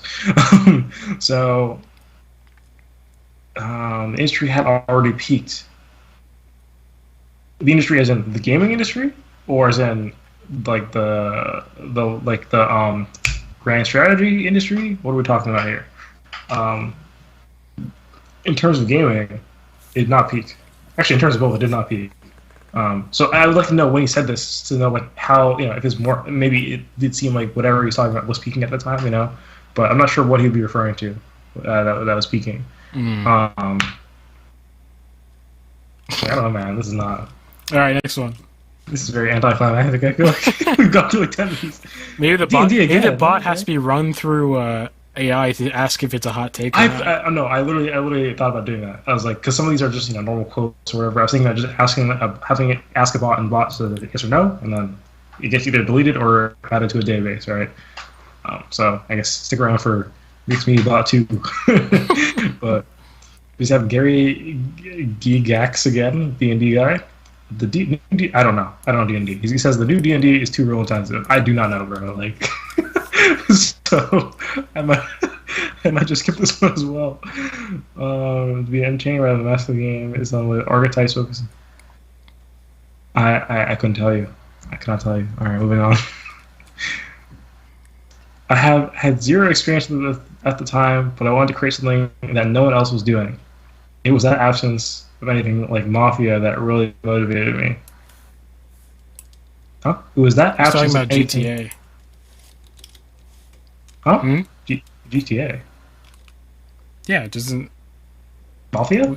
What's the game series? Oh, Mafia. Oh, okay. I misunderstood. I misread the thing. I was really proud to finish it, and even more proud of Final Fantasy was almost identical to the original version. Anything to say about that? I mean, yeah, it looks like he was, you know, he grew fast. I don't know. It's not a hot take. It's just an experience, you know, like not a hot take experience. You know, it was just a like I don't know. Sure. All right, I feel like I have to manually find your last hot take. You keep rolling the dice, and let's see who gets one first. What is this? If someone samples this for a hardcore techno dance track, I shall expect a royalty. What? What the heck? Hold on. Let me see here. A one-world government is an absolutely terrible concept. I mean, that's pretty facts. I suppose so. I don't really know. Okay, it's broken. The truth always forces its way through the lies and deceits that cloak it over time. All the lies of what? Okay, this is not. Hold on, hold on. I'm gonna find this hot take faster than you. Wait, I'm actually getting the same ones again. This is not good. Wait, I got two in a row that are the same. What is different? Okay. Okay, I already found something that's probably better for you Oh to. no. Well, actually, no. It's actually no. You continue. I'm not satisfied. Okay. This. Not gonna lie. Make character look like. They're not really saying hot takes. They're just saying like things that are not that. Say right because I read in the games like I want to get stories. Most of the hot takes are about Unity, which I guess we've already talked about. Oh yeah. Let's see. Unity just turned off its forums. I don't know if that's that interesting. Interesting. Let's see. Oh my goodness, there's not a single. That's crazy. You wouldn't know the answer to this. Oh, okay. No medium is particularly better than any other medium for tackling pressing social issues. But yeah, it really depends on what options I can do. Games happen to be the medium I'm most familiar with. I'm not saying this is like something like hot take I should react to, but it is the only hot take I've gotten physically in a minute. 99 Crime says, Unity turned off his forums? Question mark. Huh. Yeah, I don't know why companies do this, by the way. Like, leave it all on. Like you just make yourself look way maybe for worse. moderation purposes, if there are just too many messages to moderate or something. Okay, but you better be transparent about that. And, like, it better have been already known what the policy was before you do that, or else no one's going to believe you. So. Yeah. True.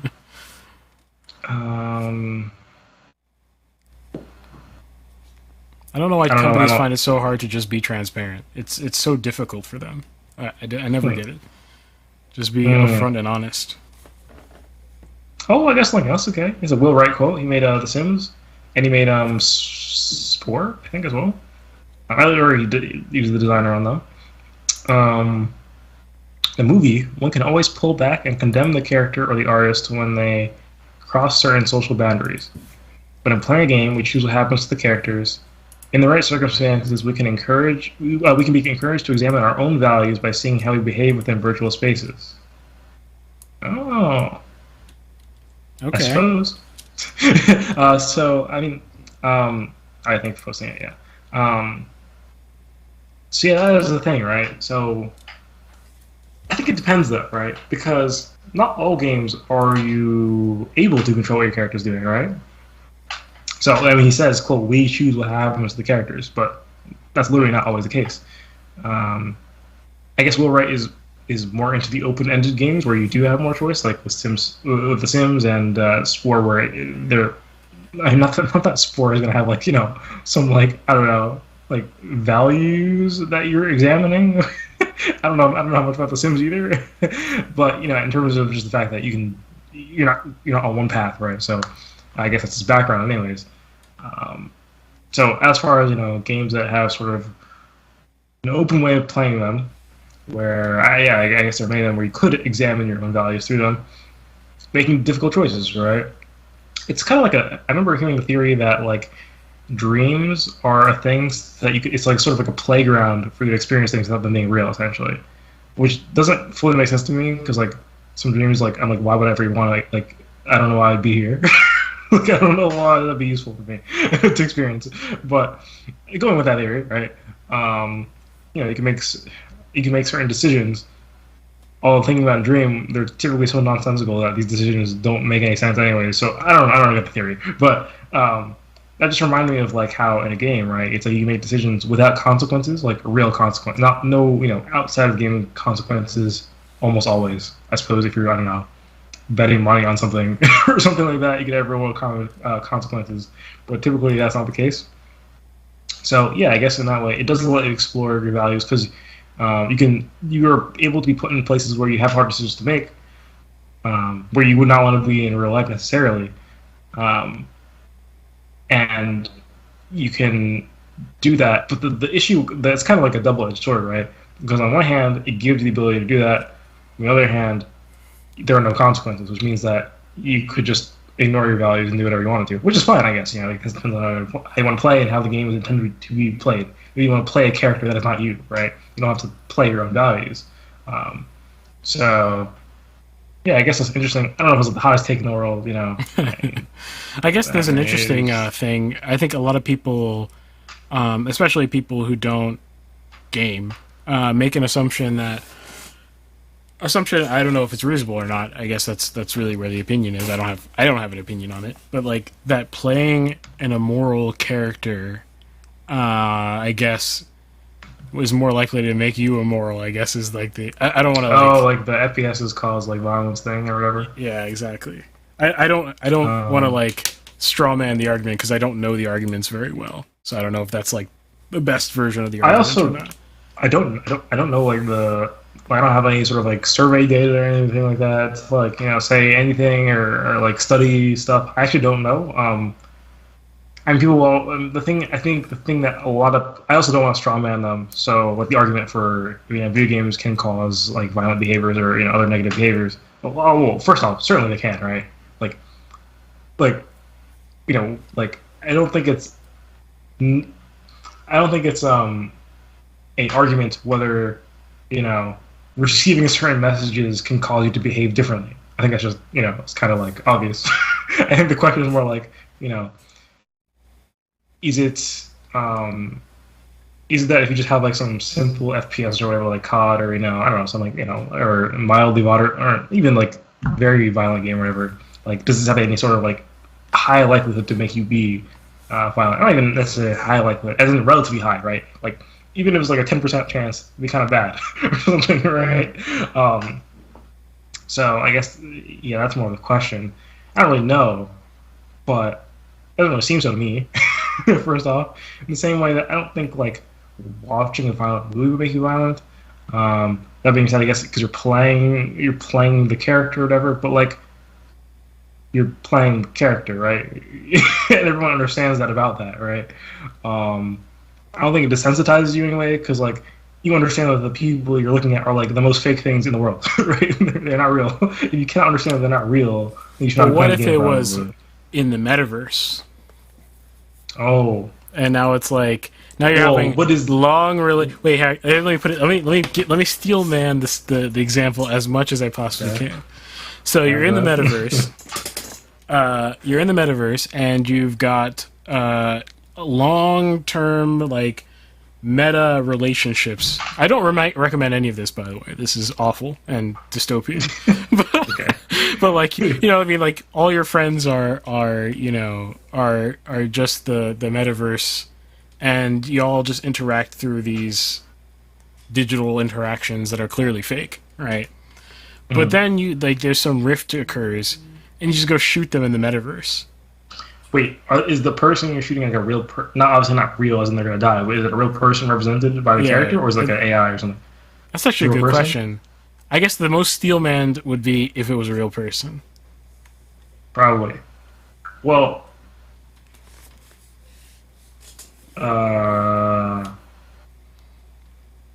okay, so should you be allowed to do that? Like should that be a gameable thing, is shooting that person, if you know what I mean?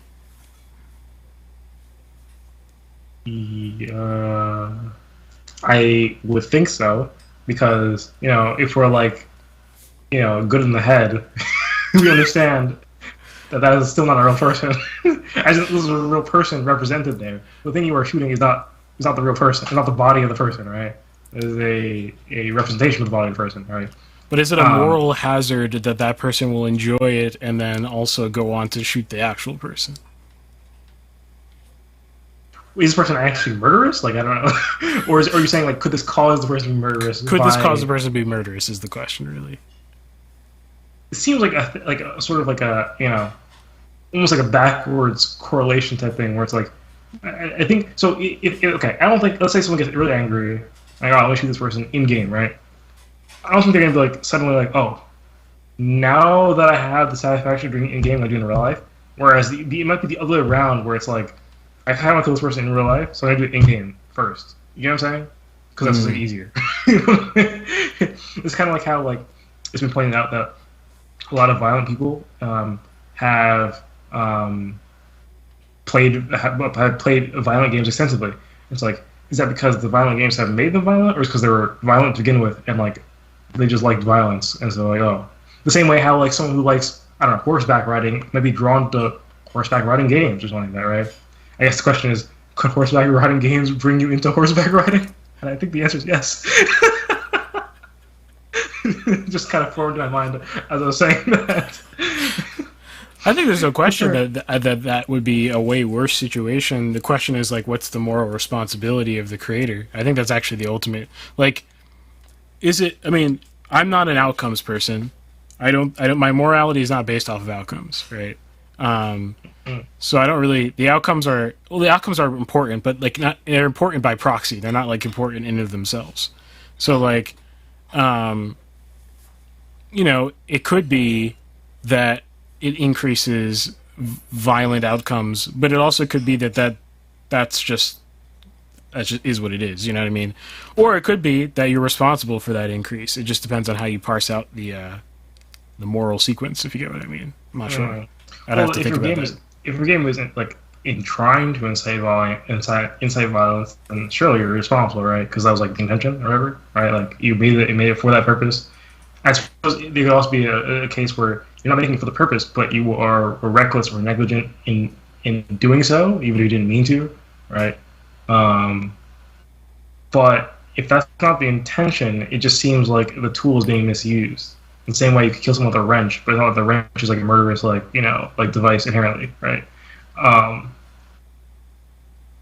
So it seems to me, because like I remember in what game was it? Which COD was it?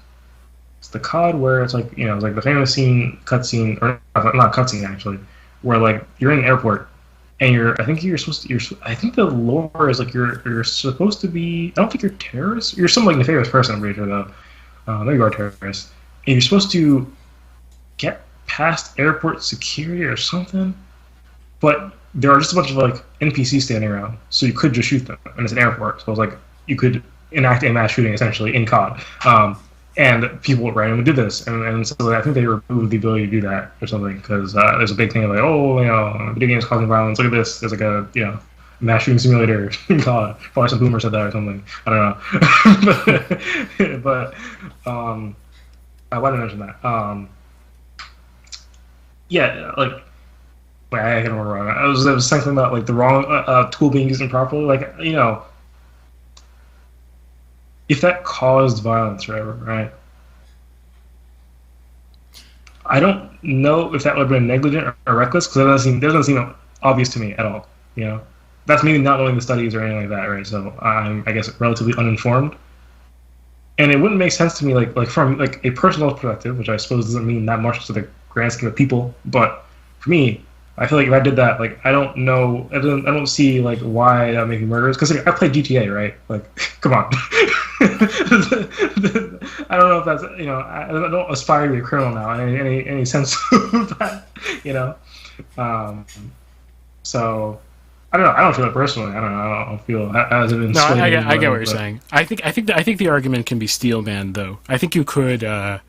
You can, like, I think the way to go about it would be to say that it's akin to the object itself being in its nature a problem. Like, so like you wouldn't use the same reasoning, so use the wrench example, but you wouldn't use the same reasoning with like a suicide bomb. Like the bomb is literally like designed for the point of suiciding, or killing someone else, let's say, right? Mm-hmm. Like, and just in the act of possessing it, your actions are oriented towards, killing someone for some reason. I don't know. I can't think of a magic object off the top of my head that would be like that. Let's say possessing it, there's a homing device on it. And all you have to do is push the button and it'll home onto someone, and like, and the person's guaranteed to be innocent. I don't know. Like, try to contrive a situation that's crazy enough, but it wouldn't be like a wrench at that point, right? Like in its nature, it's like it's depraved, I guess. Maybe the right. Yeah, I think also, there might be an issue also with like younger children, I guess, because they're more impressionable. I think the difference in the horseback riding thing is that the average like person who's like well formed can just determine that horseback riding is a thing that's okay to get into, but shooting people randomly is not. So it's also not cool as well, So that's true too. Yeah. Even if it's like if it might feel cool or whatever in the game, like you're some like you're some mob boss or something like that. You're being like some sort of gangster or something like that. You're doing some things that have been glorified in the game, I suppose. But you like you understand that like once you put that in the real world, like the things are like what's going on. Wait, like if it was actually realistic, it'd be horrifying, right? If every NPC you killed had like a children and a backstory, and a soul and everything like that, suddenly it might not be as fun. So, but I guess with children maybe it's different because even then it's like okay, like it also depends how young. Obviously, right? Like if we're talking about a literal baby, right? I suppose. Well, I mean. At that point, they're too young to try to understand what's going on, but they're also too young to understand like probably the difference between the NPC on the screen and a real person. So, I mean, we have age ratings on games. I feel like they're kind of like random and strange, anyways. But I don't know. Maybe there's some age limit where you probably shouldn't be playing COD. I think that sounds intuitively correct to me. That there's an age where you can understand. You're old enough to be able to physically have the mechanical skills to play the game and understand it, but you're not old enough to play because of violence. Yeah. Cool. Yeah. And there might be something to be said about that. Maybe not even being studied. I don't know what's studied or not studied, but maybe we ought to not just say, "Have you played X game?" but what age did you start playing X game at? Might be actually a larger factor than. Did you play it? I wonder how that bears out in the statistics. Uh-huh. Anyway, I think that satisfies our hot take quota. Yeah, I guess so. It only took 9,000 rolls. So, yeah, I found a better system. I don't know. Yeah. All right. Well, you want to take us out of the show? Sure. Yeah, thanks for watching the Mixed Media Podcast. This has been the gaming segment. We will unfortunately not have a music segment this time, but be sure to stick around for next time because we'll have, presumably, all 3 segments. So, and I'll stick around for the improvements of the bot. I'll make it better, make it actually useful. So, maybe what if they have like AI-generated hot takes? What if we just ask ChatGPT or something like that? Like, give me a gaming hot take. Wouldn't that be like way simpler? That is true. That is true. Thanks for watching. Thank you to our local supporters, especially 99 Crime, Kai, Rob Charmer Post, and Alex Egbert. So, if you want to support us as well, go to mixedmediapodcast.com. Find a link to our locals page, also our Discord page where you can, don't play around the broken bot, you can. I think the director's quotes work better, so you can try that as well. I think next time actually we'll be doing Argument Reddit movies. So, you'll see that in action. So, make sure to subscribe, do all that good stuff. And, that's all. Thanks for watching, and goodbye. See you next week. Look, tell a man no trouble. I don't want beef, man. I just want vibes. Big man like me, no need for the telephone hype. I got too much getting online. One rule, then I'm on site. Wrong move, I bet they gon' ride. No need for the telephone hype, nah. No need for the snoozing. Big whip outside, I'm cruising. Big stick inside, no losing. Better watch out for the snake and Judas. Don't ask them who this is. I bet they know what I'm moving in. I bet I show it into a dim. How you hate and then lose again? How you hating my vibes? Why you wasting my time? Getting hype on my line. Tell a man I don't want feedback, I just want relax. Brand new whip, two-tone, I need that brand new hit. You know, like lean back, brand new bits I live in. We back, man, you never gon' like us. Get them on sight now, let them on light. That way they know I'm all righteous. Look at my life, I'm living alright. I'm nice, you know I'm alright. Cause looking like Christ, no need for the hype or fight.